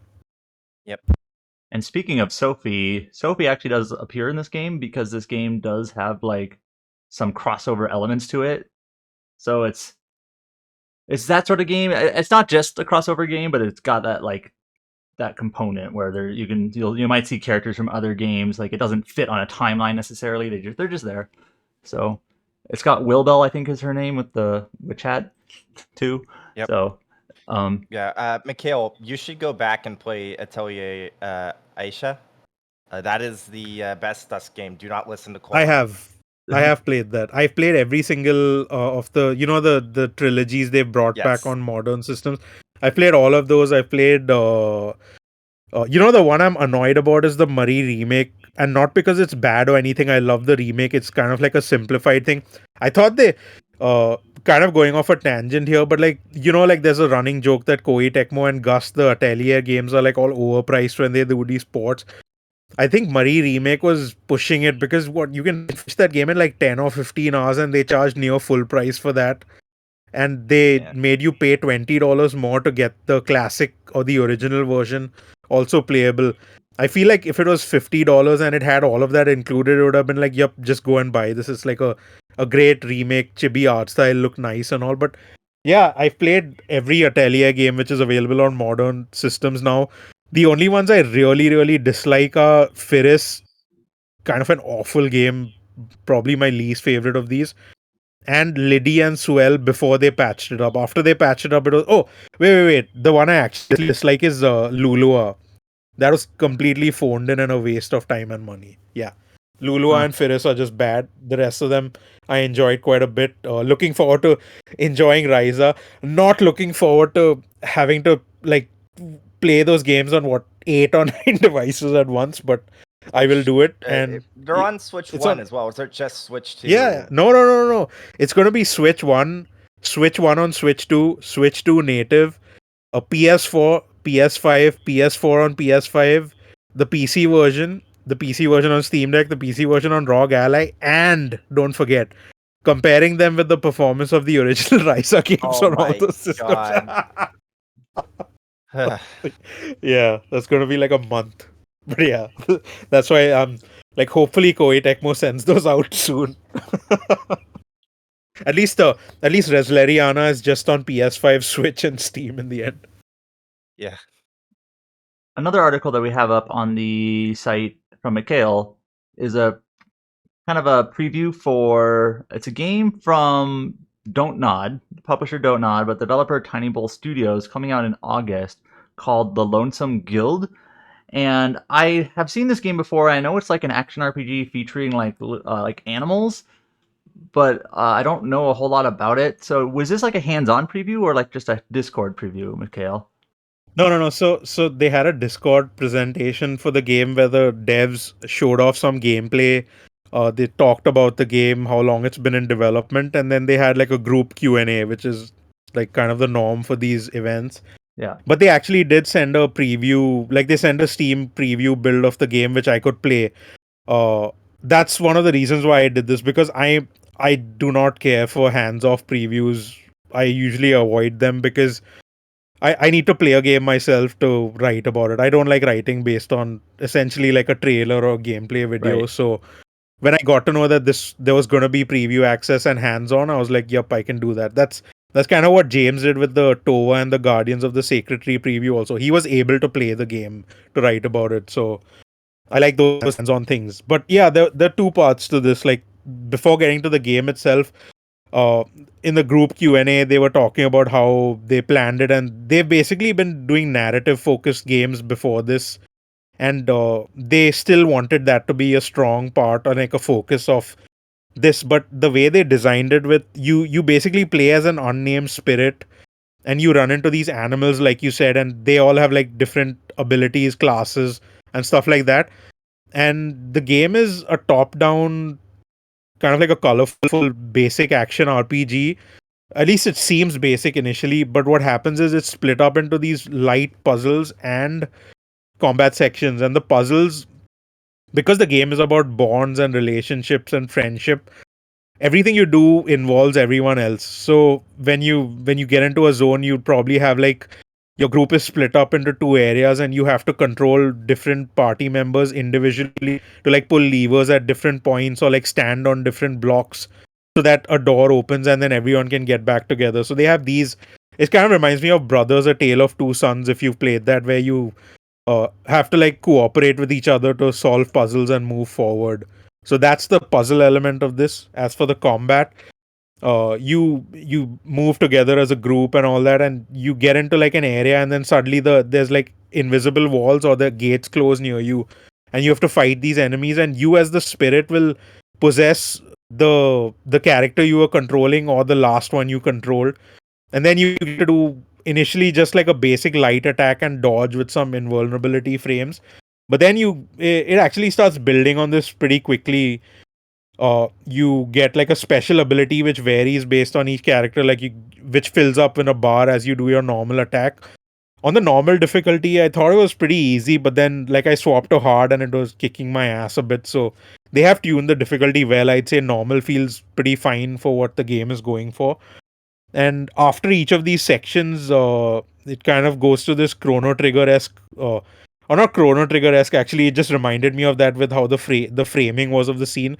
You have like this rest area or the bonfire where you talk to each other and you can raise your relationship points with them, and these will let you unlock skills, so you can like increase your attack, unlock more abilities and stuff like that. And yeah, that's the core loop so far. The demo let me play, I think, it had like 4 or 5 hours of it.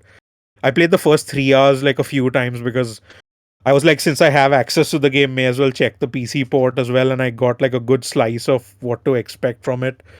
Feels like a very wholesome top-down RPG, which I like top-down RPGs on handhelds because like that's kind of where I got into a lot of RPGs on Vita and 3DS. So I thought this is not coming to Switch right now. At least I asked them about that.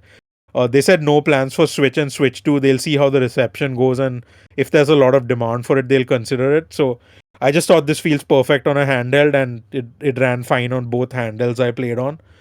I don't know if I'll play the full game right now because it's coming out in a very, very Yeah, I busy was release just season. about It's to coming mention out end this. of October. Yeah, it's October 23rd. It's probably going to be like peak, like busy with tons of other stuff which I'm doing. I might get to it before we do end of year stuff, but I like it. Like it feels oddly high budget in ways and a bit budget in other ways, but I enjoyed what I played. Yeah, I had two comments. One was what you said about when it's releasing. So like this game is, seems like a cutesy little RPG that has like it's got a great color style and I'm interested in it, but it lands like October 23rd, and October is kind of there's a lot releasing in October, especially in that sort of like double A, mid-tier type game scale. Like even outside of the RPG space, there's just a lot that it's competing with. And even if you're just talking pure RPGs, like earlier in the month, there's Digimon, there's Pokemon, there's the Vampire the Masquerade game, there's the Outer Worlds later in the month, there's Dragon Quest, there's Tales of Xillia, and then there's a bunch of other things like smaller games coming out that month too, like Fantasy Maiden Wars, which is like the Toho Super Robot Wars game, and like a bunch of other things I didn't mention coming out that month, like indies and double A games. So yeah, it's kind of been the smack dab in the middle of all of that. So, oh yeah, even the Persona 3 Reload on Switch is coming out. Switch 2 is coming out that month too, and I assume you're going to do something with that, right? Are you planning on that? I definitely want to. I definitely want to. So yeah, there's going to be like I think it's you mentioned it, but like on the top of my head, off the top of my head, I just remember associating October 23rd with probably going to be either busy with Dragon Quest or an early November release because some publishers Yeah. are really nice with early code, so might be busy with something coming out in November, or might be just tired from Atelier. I think Atelier is in November, the Ryza stuff. I think Yes. that's yeah. So it's gonna be like going from Dragon Quest and Persona, and also don't forget like obviously like for people who are listening, Yakuza Kiwami 2. Like it's gonna be port heaven and hell that month for me. For you. So I do want to get to this. Yeah, I do want to get to this at some point, but I don't know, man. I hope it does well for them. It's been in development for a long time, so we'll see Yeah, how that it actually goes. leads to the other Do thing I was going to say was Yeah. this is not actually developed by Don't Nod, not directly, but Don't Nod obviously they're known for the original Life is Strange. They did Vampire more recently. They did Banishers, Ghost of New Eden, and I played that game. I reviewed it, but they've been struggling recently. They've canceled some projects. They've let people go, and I don't even know what like their pipeline of games is right now. I know this one, but like they could use a win. Yeah, they released Lost Records, Oh yeah, Bloom that and one. Rage, which was Yeah, essentially like that was really good. Like I heard it was good. I wanted to write about it. Yeah, I wanted to write about it, but they did this annoying thing with it where it was clearly finished, but sorry, it was clearly supposed to release in April or May or something. But I think they just split it up into two parts so they could release before the financial year or something. And when a game is coming out towards the end of March, it's not a good sign. Like we've been burnt multiple times by that. This one just arrived a bit unpolished, and it was clearly complete when episode 2 came out, or tape 2 I should say. That was really good. I don't know how it did for them. It was on PS Plus, and I think it was on Game Pass or not. I don't remember. It was on PS Plus, so hopefully they got some revenue from that. And yeah, like you're right. They need a win. Like I played Banishers, I enjoyed it, but I don't think it set the world on fire. So I don't know what's going to happen with this. We don't know if they have any big project which is announced, or if they do, I've forgotten about it. So I don't know. Actually, I remember this now. I forget. I was literally on their website, like, what are they working on? And I remember seeing this in some showcase. I don't remember which one. It's called Athelion, and it's like you're like an astronaut, in like a sci-fi adventure. I'll link it, but like I remember seeing this somewhere. I don't remember where. I guess this is their main thing they're working on right now. Yeah, I see it. I just checked the website. Explore an uncharted planet, find each other. Yeah, I'll probably try it since it's proper don't not developed. So I'm interested in what they do. Uh, the screenshot just reminds me of, like, it looks like someone took the Starfield, like, the main cover character, and put them into No Man's Sky. So that's a funny screenshot. That mostly covers it for articles, except a few more platform comparisons that you did. Do you want to talk about those, or do you want to wait? We can get to them if they have a news article associated with them. Well, one of them was Triangle Strategy. That came out. Yeah. So yeah, I can do that. So what happened with Triangle Strategy is, so I played that and I enjoyed it a lot on Switch. I actually thought it was an upgrade. Like, technically, the game itself is fantastic. I think I rated as high as 3 houses in, like, how memorable it was for me. And if I ever want to go back to it with infinite time, I would just replay those 2 games.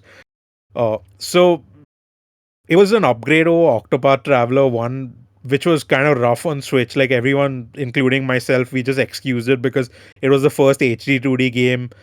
It was like, okay, I get the whole tilt shift thing they were going for, the diorama thing, fine. When Triangle Strategy came out, they clearly, like, upped the technical chops they had with it. It was crisper, but it was still 30 FPS, whatever. Like, you kind of expect that on Switch. So I was like, fine. It came to Steam quite soon after release, actually. Usually these things take, or at least took longer back then. The Steam version was capped at 60 FPS because Artdink for some reason does that, but it was a big upgrade resolution wise and stuff. I enjoyed it there as well. Then it's been a few years. It just randomly got announced for Xbox and released when they had one of their Gamescom event. And I thought, oh, is this going to be like Octopath Traveler 1, which just randomly appeared on Xbox? Square Enix never commented about it. They never mentioned it until much later, and we had to wait like a few years for PS5. So I thought, okay, maybe it's that. Wrote the news story. An hour later, Triangle Strategy released on PS5, and the trailers went up, and I was like, okay, fine. How do I justify putting time into this? So I was like, okay, let me do a comparison article on this, and I did. Okay, So Mikhail, yeah. this article, you do great work, but I have one complaint. I know where this is going. You didn't even mention the VR version. I put up like impressions for it. You could have at least linked that. I couldn't find that actually when I was doing this. I did mention it has a MetaQuest version in the timeline, but I literally couldn't find your article in the CMS when I was searching for it. So I was like, okay, something's up over there. That's weird. One second, let me. Yeah. So Did you write that for us or for someone else? No, yeah, I wrote couldn't it for find that us. on RPG side. Yeah. That's weird because I really like Triangle Strategy. Like, Yeah. honestly, I think it's an excellent strategy RPG. I like the characters, I like the music, I like the style, I like the branching. I like the little character stories that you can get. It's an excellent game. Like, we got an Octopath through. I would play a Triangle Strategy too. Same here, same here. And there's one thing I want to talk about which I found funny when they announced Triangle Strategy for Switch, and they said Yasunori Nishiki isn't composing it. I thought, oh my god, is this just going to be some random composer? Why isn't he doing it? His music was so good on Octopath, and I was like, who is this person I've never heard of? Akira Senju, is that right?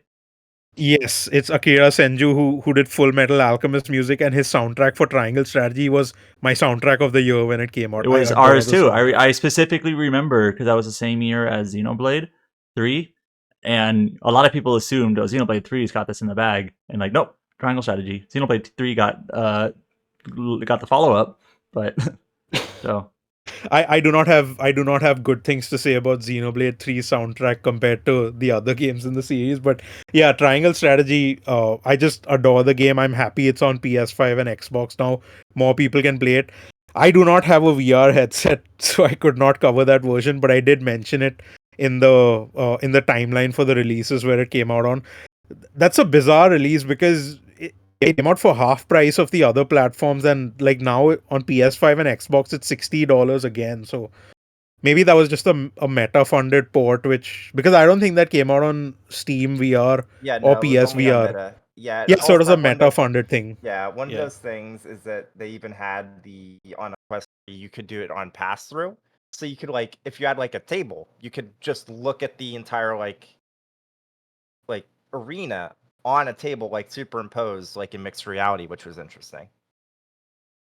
Weird. But yeah, so Triangle Strategy, it's Ardink who also did Dragon Quest 3 HD 2D remake, which is also capped at 60 on PC. Similar experience to that. The problem I have with these HD 2D games is, like I said, it's more technically polished on Switch 1. The problem is when you play these on Switch 2, and it's getting upscaled now to 1080p on Switch 2. These games really need a Switch 2 edition, like upgrade or patch or something. I'll pay for them for every HD 2D game. Dragon Quest 3 got one. I have some thoughts on that, but I am working on a comparison for that on all platforms as well. But yeah, like these games need to be native res. They really do not look good when they're sub-native and upscale because the sprites have these weird blurry looks, and I don't like how blurry sprites look. Which takes me to the next thing, which I also did, which is Shuten Order, which Cullen did a review. Oh, he's doing a review, I should say. He hasn't done one yet, which is I don't know when that's coming, but yeah, he's working on the review. I did a Shuten Order comparison of the Steam and Switch version played on everything. This has a similar problem that 100 Line has, where at some instances where it shows you character portraits, the 2D ones, when it's zoomed in or zoomed out, they look really bad on Switch 1. And when you play this on Switch 2, it looks even worse. To fix this, downsample on PC. So that's exactly what I said in my article. And all these adventure games have point and click elements. For some reason, a lot of these developers just don't put touchscreen support on Switch, and it pisses me off. So right now, Steam Deck, touchscreen and trackpad, mouse cursor, and crisp visuals, you're getting such a better experience compared to like Switch and Switch 2. It's not even funny. Like I would not play this game on Switch and Switch 2 unless you had no other option. As for the game itself, I've only played like 5 or 6 hours of it, and I wasn't paying much attention to the story because I was just doing the technical stuff. When I have more time, I'll get to it. But I'm looking forward to Cullen's review. And for those who aren't aware, Shuten Order is from Tukio Games. It's got Kodaka Danganronpa author creator on it. It does like I know it has like 5 different genres or like 5 different styles that it plays around with.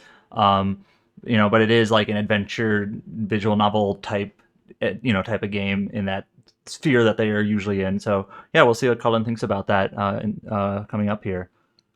So we're finally done with all of our article shoutouts. So now we're going to get into there is one more. I'll just briefly mention this. Kite Stenbuck has been writing up on our site the different Tokyo Game Show. This is sort of news and article, but different Tokyo Game Show booths that Japanese publishers have been announcing, like what they're going to be showing at their booths for those who are attending, and what they might be showing there. So I know, like, 1 second here.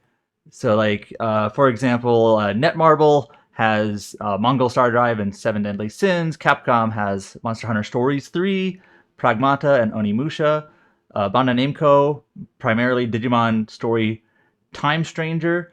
Apparently, Codebane 2 will be there in a way, but it doesn't have any demo build.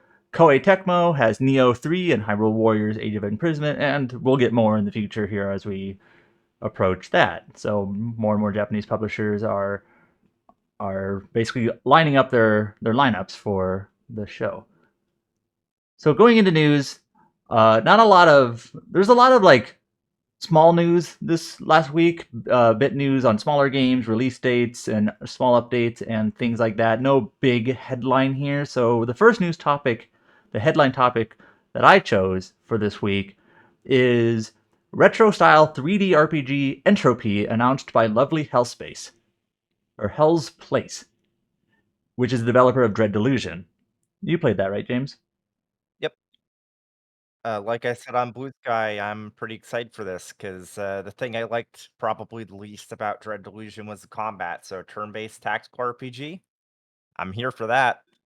It is sort of funny. The developer themselves described this as inspired by JRPGs.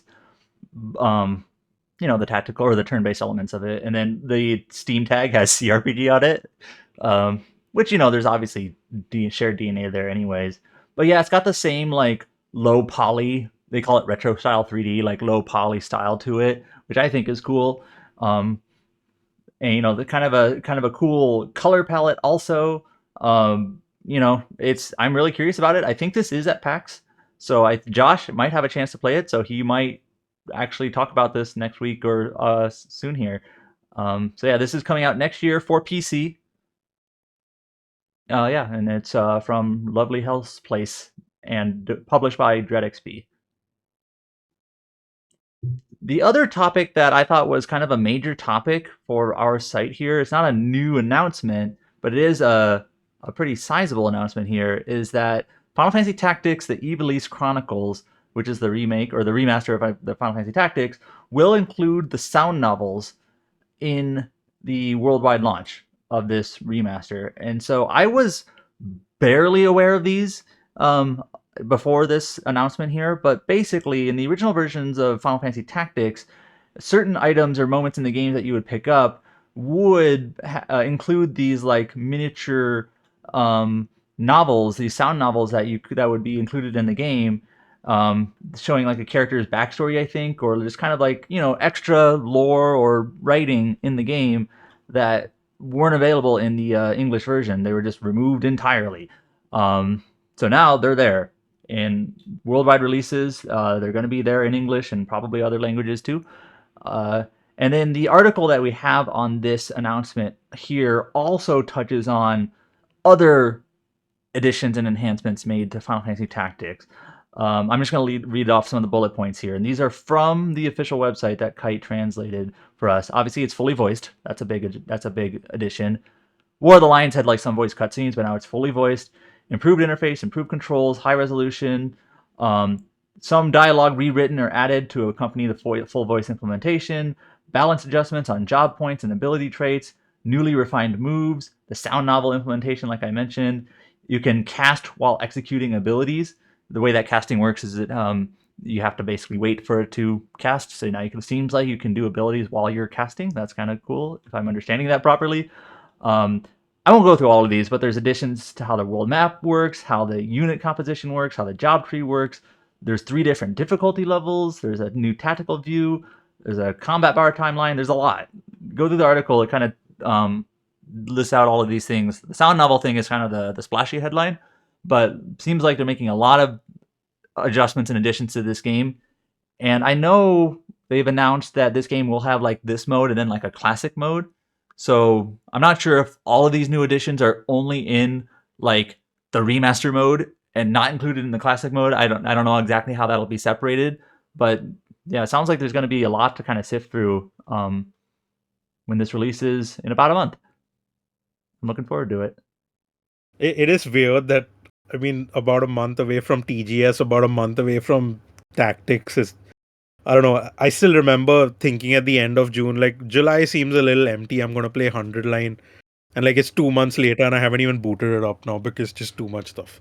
Also, like TGS is weird because they still haven't opened up press applications yet. And I like emailed them. They said, oh, like a week and a half ago, and they said, oh, it'll be the end of no, 2 weeks ago, and they said, yeah, it'll be the end of August, and it's like still nothing. It's like Probably Monday or something. But you know what I'm waiting for at TGS, right? I don't care about. I need to see the Square Enix CDs and merchandise booth. That's all I care about Yeah. at TGS. Okay, now getting into like a bunch of smaller announcements, but not minor announcements, really. Let's start with this one. Exceed Games announced Ys Memoire Revelations in Celceta will launch in early 2026 for Nintendo Switch in North America and Europe. So, if you're not sure, Ys Revelations in Celceta is indeed Memories of Celceta, which is the remade and now a canonically official fourth game in the Ys series. Not fourth game chronologically, but the number four game. It got the Switch port in Japan not that long ago, like in May, like 4 months ago or whatever. So now it's coming into English next year, early next year. So similar kind of timing to the Ys Memoire Oath and Felghana Switch port. The interesting thing here to me, or at least on the surface, is that the title changed to Revelations in Celceta. The only thing I can think of is they thought if it kept the original English subtitle, it would have been called Ys Memoire Memories of Celceta. And like, did they maybe think that it was just a little clunky to have it called Memoire, having that Memoire Memories in there? I don't know, but they gave it a new subtitle. And I'm sure I'll mention here that if you're probably aware, if you're a Falcom fan, the original Japanese title, like if you translate it directly, it's something along the lines of Folia Doshin. Yeah. Which I think is sort of a metaphor, sea of trees. You know that it makes sense. Any thoughts on Ys 4 on Switch? It's Mikhail's favorite game, I heard. I think Mikhail and I are It is of my the same first opinion. game. I think Mikhail and I are of the same opinion where it's like it's an okay game, but it's just like it's just whatever. I actually have played this version. Oh yeah, because you were playing it for your Switch Ys article, Yeah, right? so I because I was like, this is probably gonna get localized, but I am not delaying my article by potentially a year for that. So I said, screw it. I just bought it on the Japanese eShop, downloaded it, and I heard a lot of weird stuff about this because there's so much misinformation about ports and stuff for for niche stuff. So I read about that how Ys Memories of Celceta is like Oath and Felghana, where it basically runs at 1080p on Switch 1 and down samples. And it's like perfect. It's like much better than the Vita version. I was like, okay, we'll see. So I downloaded it and I played it on my Switch OLED. And I was like, this looks really bad. It's like 500p or 540p. It does not look close to 720p. And the frame rate is all over the place. It even dropped to like 30 FPS in one point. I said, is my SD card dying or something? I usually think this when I had the same feeling when I was playing Xenoblade Chronicles 2 pre-release, and I said, a game cannot look this bad handheld. Something is up. But yeah, we know what happened.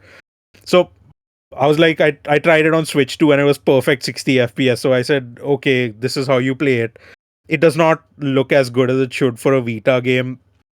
But the bigger issue in all of this is if someone can excuse the technical whatever like problems, the new arranged soundtrack they've done is kind of bad, which is so Ys Memoire Oath and Felghana had a few additions, like it had like a new art style, had like a turbo mode or a few other things.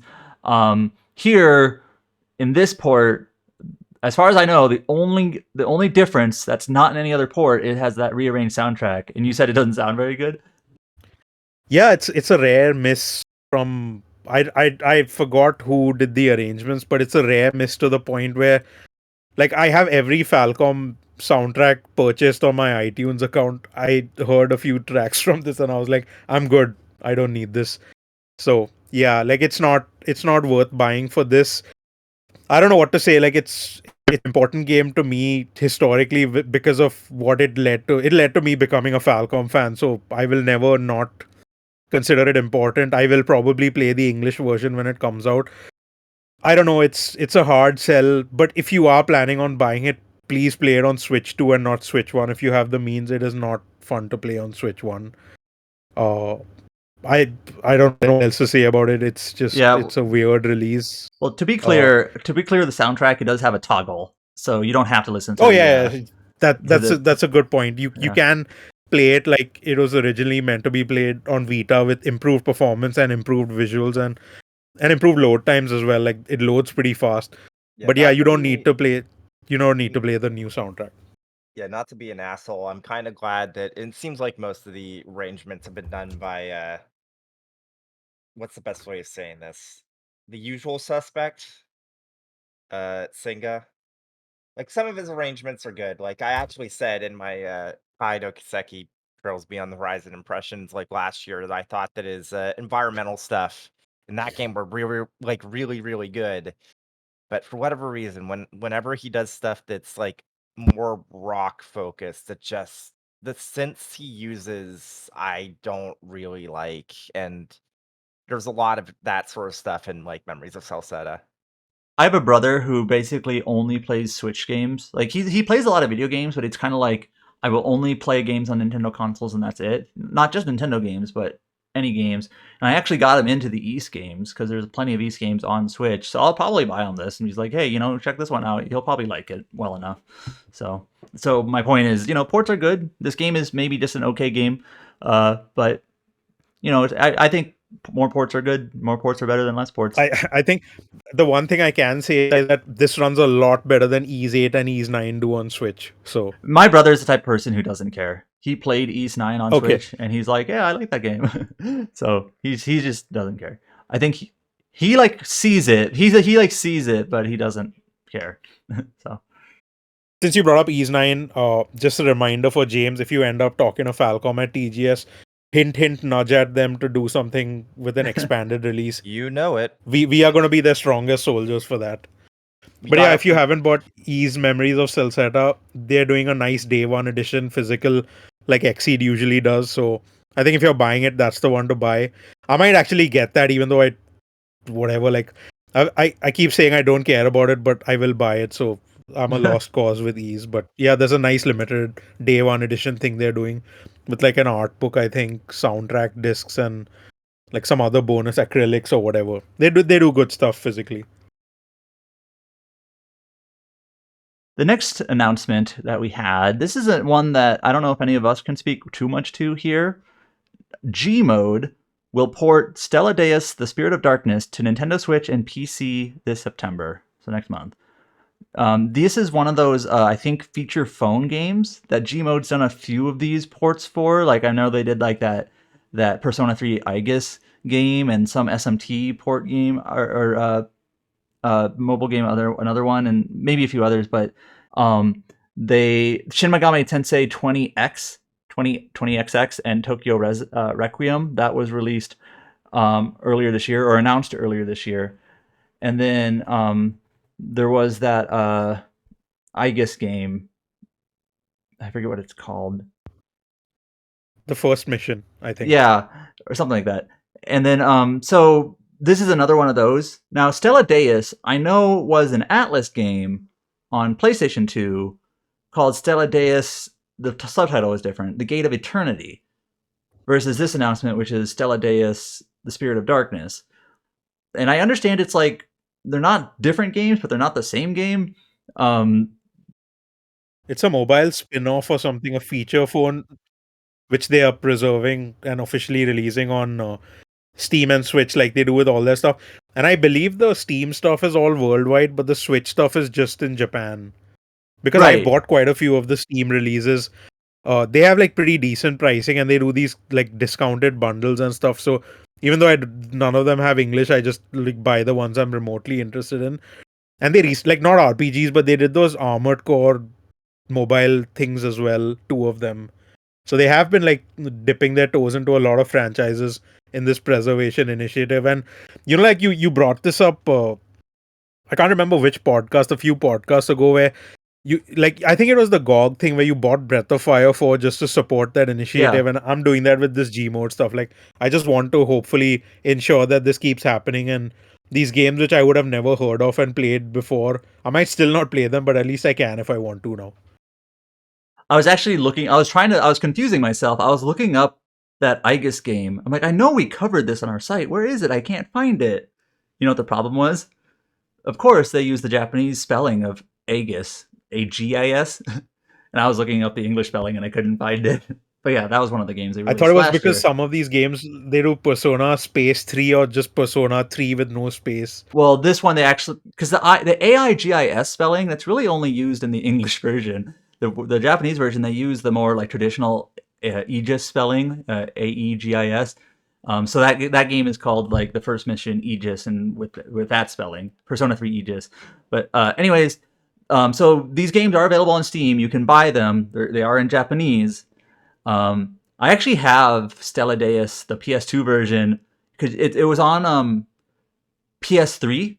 Like you could buy it like on PSN for PS3, not PS4, but PS3, and I have it there. I still do, so I can play the PS2 version. It's from Atlas, or it's like co-developed by Atlas, but I just haven't played it. So I apologize to listeners if I'm kind of stumbling over myself here. This is just one of those games I'm not very familiar with, and so I had a PS2 game from Atlas. We have this Gmod port of a feature phone game that'll be available on Steam next month.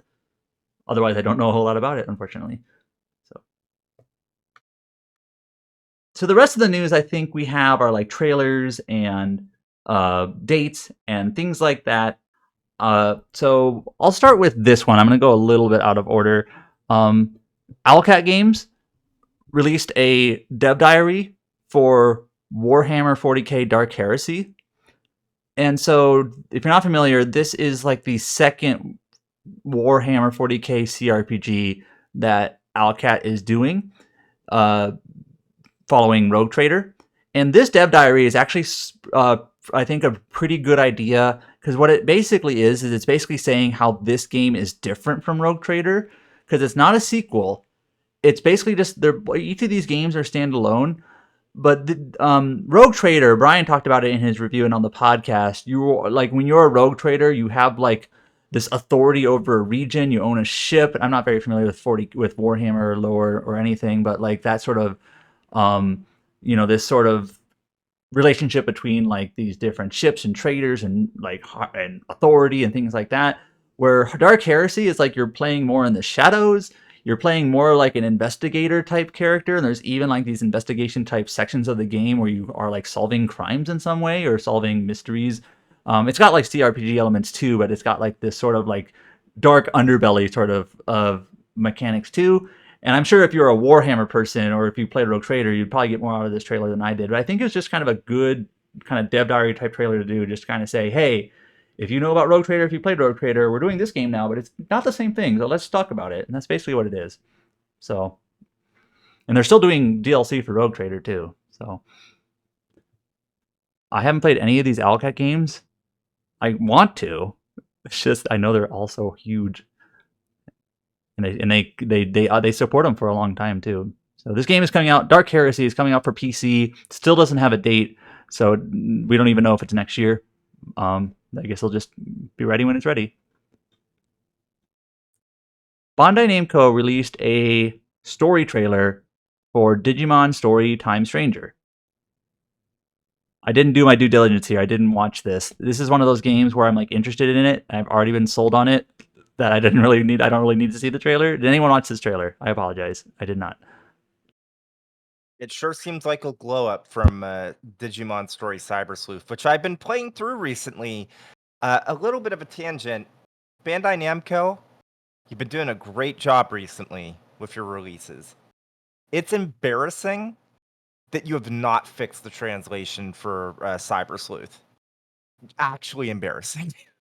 I thought you were gonna play like the Vita version with a patch or whatever. So I checked that out. I played like 5 minutes and I realized it was one of those fan translations or fan edits. Oh, where it's by one of those you mean like as literal as possible, maybe? Uh, they leave random stuff untranslated because it's like, oh, but it's meant to be this way. Okay. When It's you it's said one not of those, I lean towards people who think like you have to be 1-to-1, it has to be perfectly literal, and like there's no room for interpretation or yeah. whatever. But yeah, I've actually been meaning to maybe play because I haven't played Cyber Sleuth either, and like I've been trying. Maybe I should play it before Time Stranger. As we talked about, things are pretty busy here though, so I don't know if I'll have time. I decided to play Rise of the Ronin instead, I guess. Yeah. Do you know what happened? Do you know what happened to me? So I've been looking at the random stuff which is coming out, game anniversaries and stuff, just to like see if I could plan some articles around them. I'm a Digimon. I was like, hey, I can revisit the games, and instead of just revisiting Switch on Switch 2, I could like do the PC version. I could do the Vita versions. And then I remember Time Stranger isn't actually coming to Switch or Switch 2, so that might be awkward. Yeah. Let's see. From Software has announced that they will add a new high difficulty mode to Elden Ring Nightreign, and they're calling it Deep of Night. To me, and from my vantage point, it almost seems like Nightreign kind of came and went.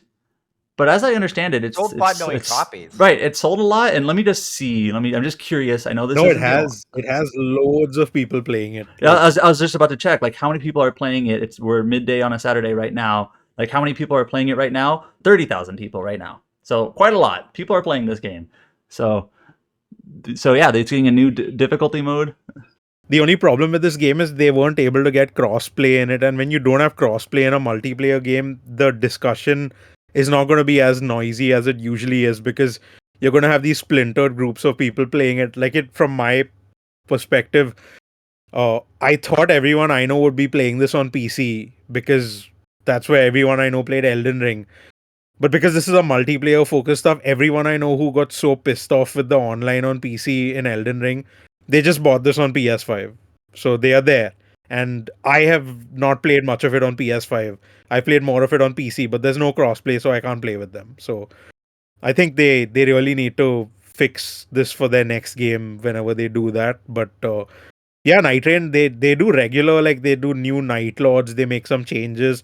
It's been getting decent like updates also with fixing quality of life stuff and this new difficulty thing. So yeah, I think it's like one of those, like you said, right? It came and went, but it's probably one of those the silent things which is just moving and trucking along, and we'll suddenly just get told, oh, by the way, Nightreign sold 10 million in the first year or something. Yeah, that was my point. From my vantage point, just the spheres I hang out in, it almost seems like it came and went, but I know that's not the case.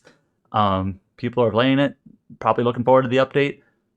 Yeah, it's like I would like to play it before the year's out, but it was like one of those situations, like Mikhail said, where I had people that were playing it on PC and people that were playing on PS5, and it's like I'm not picking this up on PS5, but there's people I would like to play this with that are playing it on PS5, and it's like frustrating.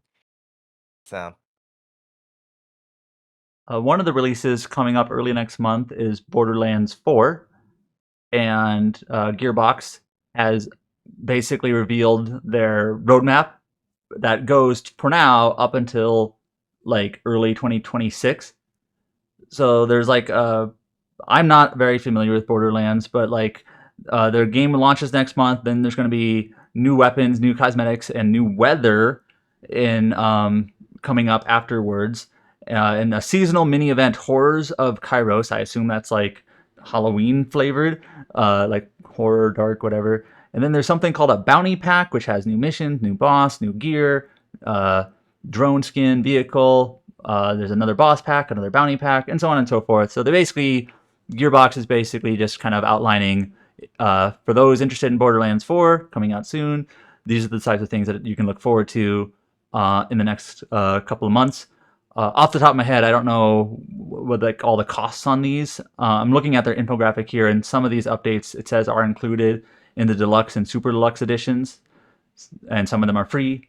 So it kind of just depends. Yeah, they have like the standard game is 70, the deluxe is 100, and the super deluxe is 130 US.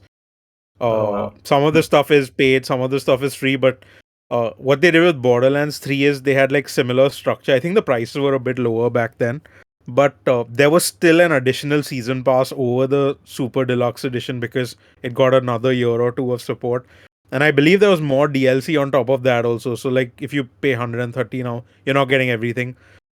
We don't know if there's going to be like extra, like any other DLC on top of this. And I think I can say that none of us here have played it yet. Like we No. don't. So I don't know. I don't know if we want to say that on the podcast or not. But I can say that none of us here have played it. So I don't know how the game is going to end up. Yeah. I'm excited to play it at some point. The way things are going, I feel like it might end up a situation where I only play the Switch 2 version to cover that. But I don't know. It's too soon to say. Yeah, I'm excited to play it whenever that chance presents itself. But yeah, neither here nor there. But apparently, there's a very weird thing they're doing at PAX where they have a room that is like a bunch of stuff in here just break shit, and it's like the Borderlands 4 rage room. It's like, what is this marketing? What's the point of this? Okay.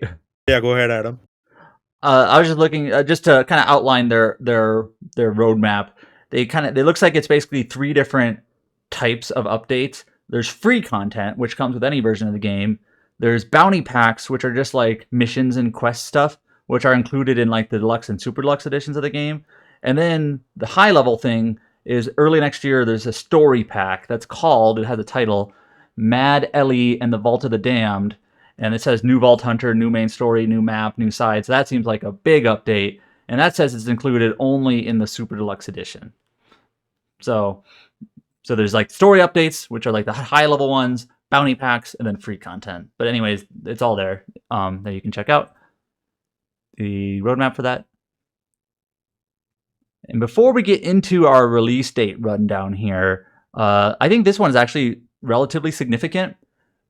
Square Enix has announced that they are shutting down 2 mobile games. They're shutting down Final Fantasy Brave Exvius, which released like a decade ago or more. And they're also shutting down one of the Dragon Quest games. One second. Dragon Quest of the Stars mobile game, which is also like a 10-year-old mobile game. And these are shutting down in Japan. They're already shut down in the West. I think this is significant because Square Enix has been shutting down a lot of their mobile games, and mobile games were a significant chunk of their revenue, and that's just kind of been slowly dwindling over years, right? And now, like, I'm actually losing track of like what is left that's still active. They have, I think, I don't know if it's their main game now, but they have like Final Fantasy VII Ever Crisis, right? I think there's the War of the Visions is still up. That's like the other Brave Exvius, like the tactics style one. Octopath Traveler Champions of the Continent is still up, although there's the ownership change, like that's being operated by NetEase now, or at least in the West. And then they have like Ember Storia. Remember Ember Storia? But otherwise, I'm just kind of curious. Like that's an RTS type game with Kazaki art, Yusuke Kazaki. But I'm curious to see like what Square Enix is like their plan is for mobile stuff, because it's just they're shutting down games faster than they're launching games, and they haven't really had like a hit. I don't think Ember Storia was doing well.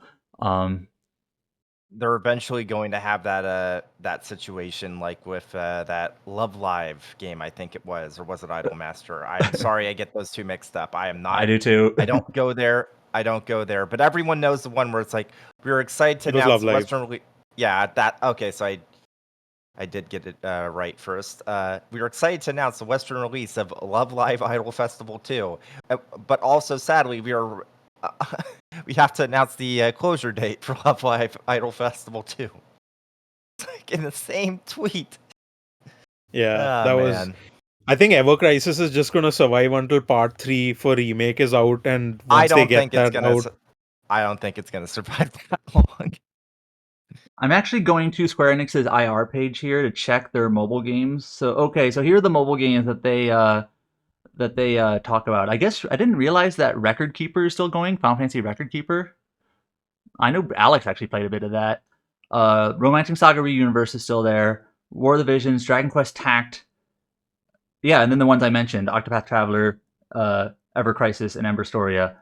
So yeah, Romancing Saga, that one closed down in the West, I think, right? But it's still up in Japan. Yeah. So, and then Dragon Quest And Tact. credit to that one. That one lasted way longer in the West than I expected. Because I remember when I did some impressions for that, I was like, "This seems neat, but I don't trust it'll be around 2 years from now." And then I think it lasted like 4 years, maybe. 4 or 5. Yeah. Yeah, several years longer. But yeah, they just haven't.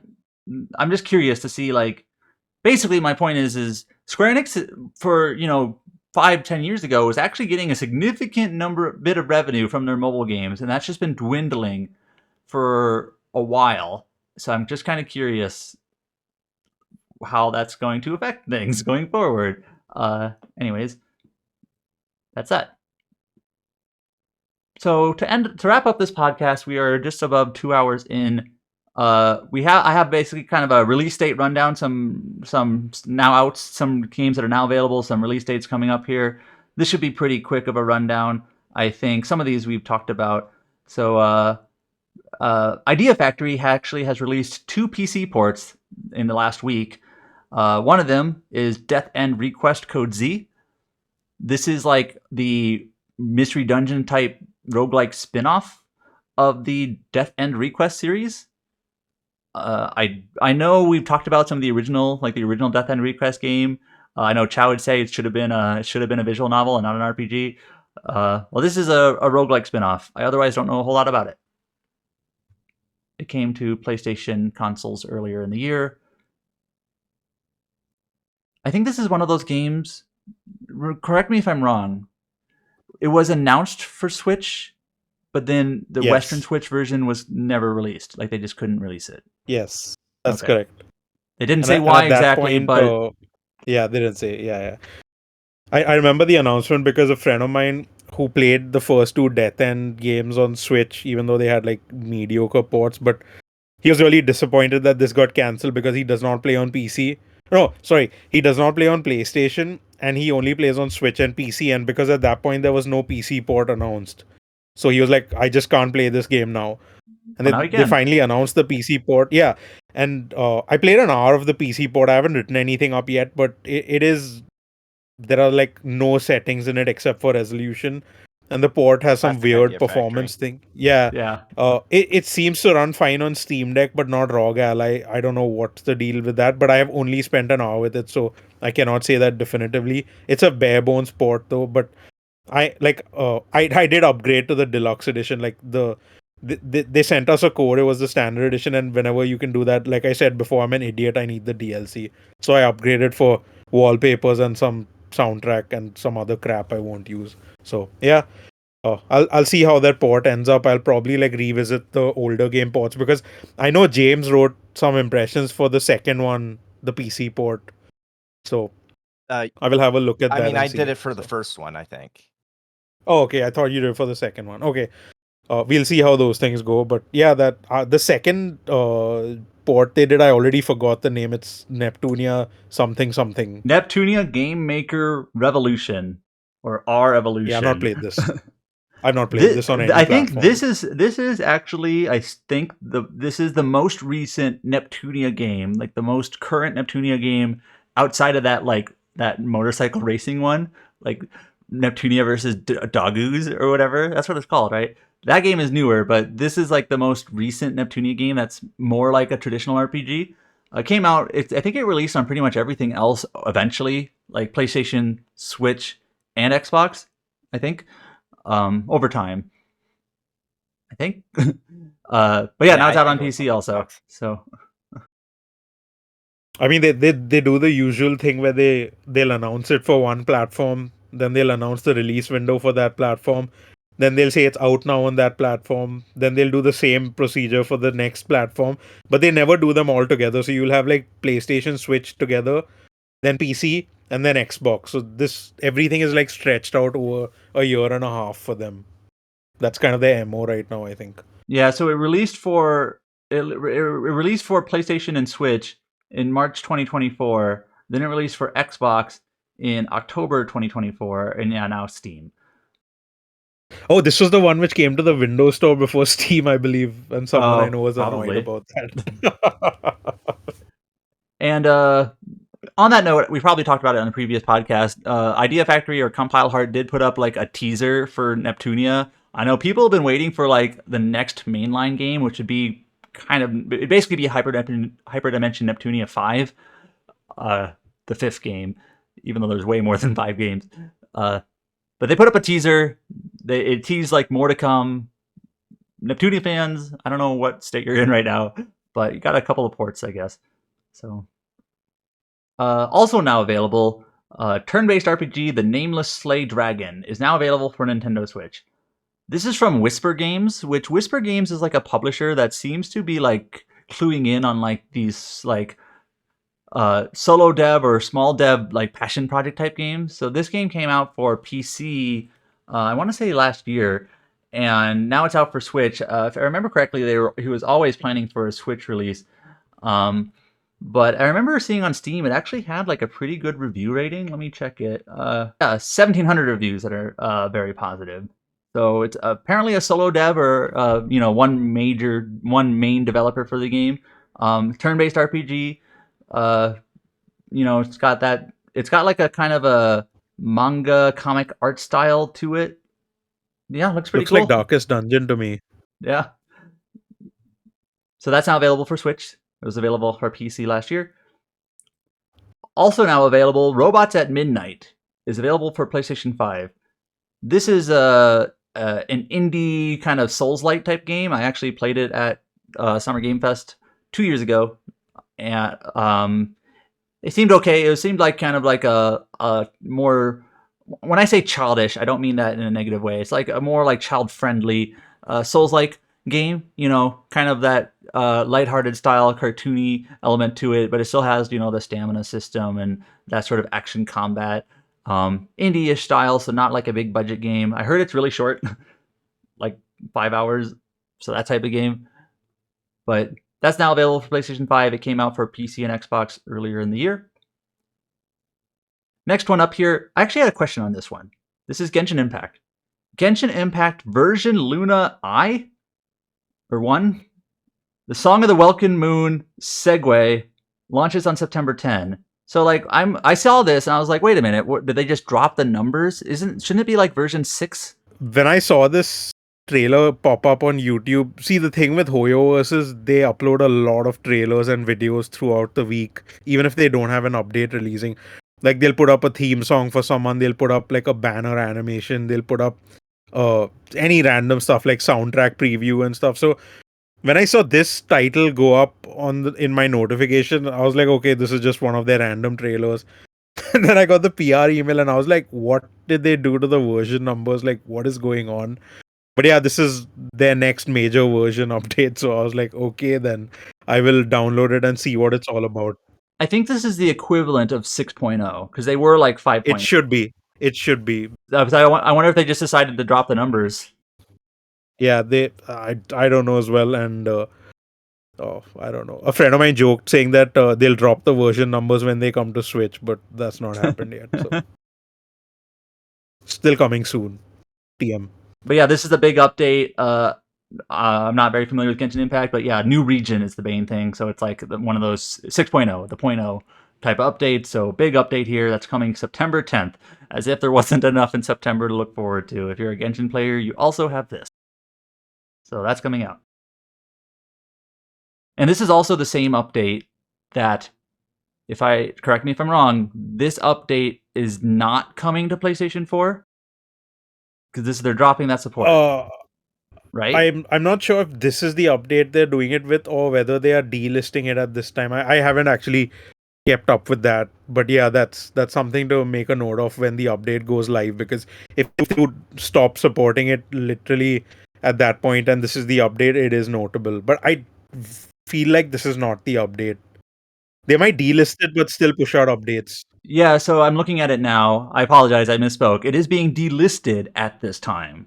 So you won't be able to buy Genshin Impact on PS4 at the same time this update goes live. However, they call it like a 3-phase plan.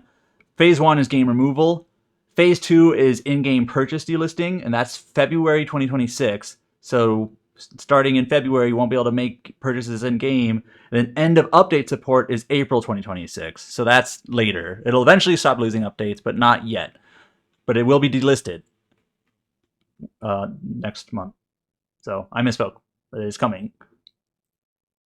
All right. In October, Lost Eidolons, Veil of the Witch launches on October 9th for consoles and PC. This is from like Ocean Drive Studio, I believe is the name. It's a Korean developed. The original game, Lost Eidolons, is like a Fire Emblem-like. This is a tactical RPG with like a roguelike twist, kind of like a roguelike spin-off of it. I know Scott played the original, and I think he might have played like a demo version or the early access version of this game. This game is now leaving early access. So that's one of those other games that's coming out in October. I mentioned earlier that October's just got a bunch of games in it, and like even on the medium, like not indie but not quite big scale games, you have games like this that are vying for attention in October. So that's coming out October 9th. Let's see. Oh, also in October. Let me skip. The Lonesome Guild, we talked about this earlier, is coming out on October 23rd. We had that news post in the rundown here. So we talked about that earlier with Mikhail's preview tour of the game from Don't Nod and Tiny Bowl Studios. But also in October, Duet Night Abyss launches on October 28th for mobile devices and PC. And also, the gacha-style banners for characters and weapons have been removed. Now, if you hear Duet Night Abyss and you don't remember what that is, this is that anime Warframe game. It's had several betas over the last year or so. And so there's a lot of footage you can look up of what people thought about the beta and gameplay and whatnot. But I guess they wrote a big interview on IGN. It was like a sponsored interview, so like interviewing themselves on IGN about like all the adjustments and plan for the launch of this game. And yeah, the biggest thing is that you're not rolling for characters or for weapons. Those are just part of the game for free. It's still a free-to-play game. It's not a premium game, but you're not paying for characters and you're not paying for weapons. Now, they were not especially clear on what you are paying for. Like, what's the business model here? I don't know if it's just like cosmetics, outfits, maybe. I don't know. But you're not paying for characters. You're not paying for weapons. So that's coming out October 28th. So right in the realm of Dragon Quest and Tales of Zillia Remastered, and like I said, everything else in that month. The last date I have, and the last update we have for this podcast, is a November release date. Solo Leveling Arise Overdrive launches on November 17th for PC. I am not very familiar with Solo Leveling. I know it is like a Korean webtoon that has become very, very popular. I got very upset when I found out that solo leveling does not mean that he's a loner. It's like just something. It means something else entirely. And like ever since I found that out, it's like, why? I assumed it was just like solo leveling. He was just like, no, I was thinking like, let me fight the boss alone so I get all the EXP or something like that. Like I fight alone, I level alone. But no, that's not what it is. But yeah. I know it's popular. I don't know anything about it. I know what the main character looks like. I think his name is Jinwoo. But sorry, solo leveling fans. But anyways, the interesting thing to note here is that there is a free-to-play mobile game called Solo Leveling Arise that you can also buy on PC through Epic, like the Epic Game Store. Epic Game Store has a handful of like these mobile type games or free-to-play type games that you can buy. So that's called Solo Leveling Arise. It's a mobile game. I assume it's got the traditional mobile trappings. This game is not a mobile game. This is a packaged premium game from the same studio, but it's coming to Steam, and I think it's coming to other platforms later, like console platforms later, but it's just a premium game with no free-to-play elements, as far as I'm aware, that you can buy on Steam for, I think, $40 is the standard price. You can get a digital deluxe edition for $45. It's coming out November 17th. So if you're a solo leveling fan and you don't like mobile games, you are looking for Arise Overdrive. That is the console game, or the packaged premium game. Solo Leveling Arise, without the Overdrive, that is just the mobile game that you can get now. So yeah, check it out. Check out the trailer. Check out the Steam page. I did notice that it's you can have like co-op in this game. Like it's like 4-player. You can have 4-player multiplayer co-op. I don't know, probably similar to like Grand Blue Fantasy Relink or something like that. And it even says you can have 4 Sung Jinwoos if you want. You can just have 4 of the same character because he's so cool, right? Everyone wants to be him. That's the way I read it. Yep, that's in October or November 17th. Excuse me. And that's it for this podcast. So we're at about 2.5 hours. So actually on the short side for this type of podcast that we tend to do for the 3 of us. We talked about Varlet. We talked about Lost Soul Aside. Lots of different previews. Lots of different things upcoming. And unless anyone has anything else to add, we'll go ahead and call it here. So thank you so much for listening. I forget how Brian normally closes these things, but check us out on RPG site. Check us out on our social feeds. And we will see you next week for another edition of the Tetracast, where we'll probably talk Super Robot Wars and a lot of stuff from PAX West, I imagine. And probably the Hollow Knight Silk Song, I imagine. Oh yeah, that's next week too. We don't really consider that an RPG. I mean, it's Metroidvania's got components there, but yeah, I'm sure we'll hear a lot about that next week, I'm sure. Yep. So with that, take care, stay safe, and we'll talk to you next time.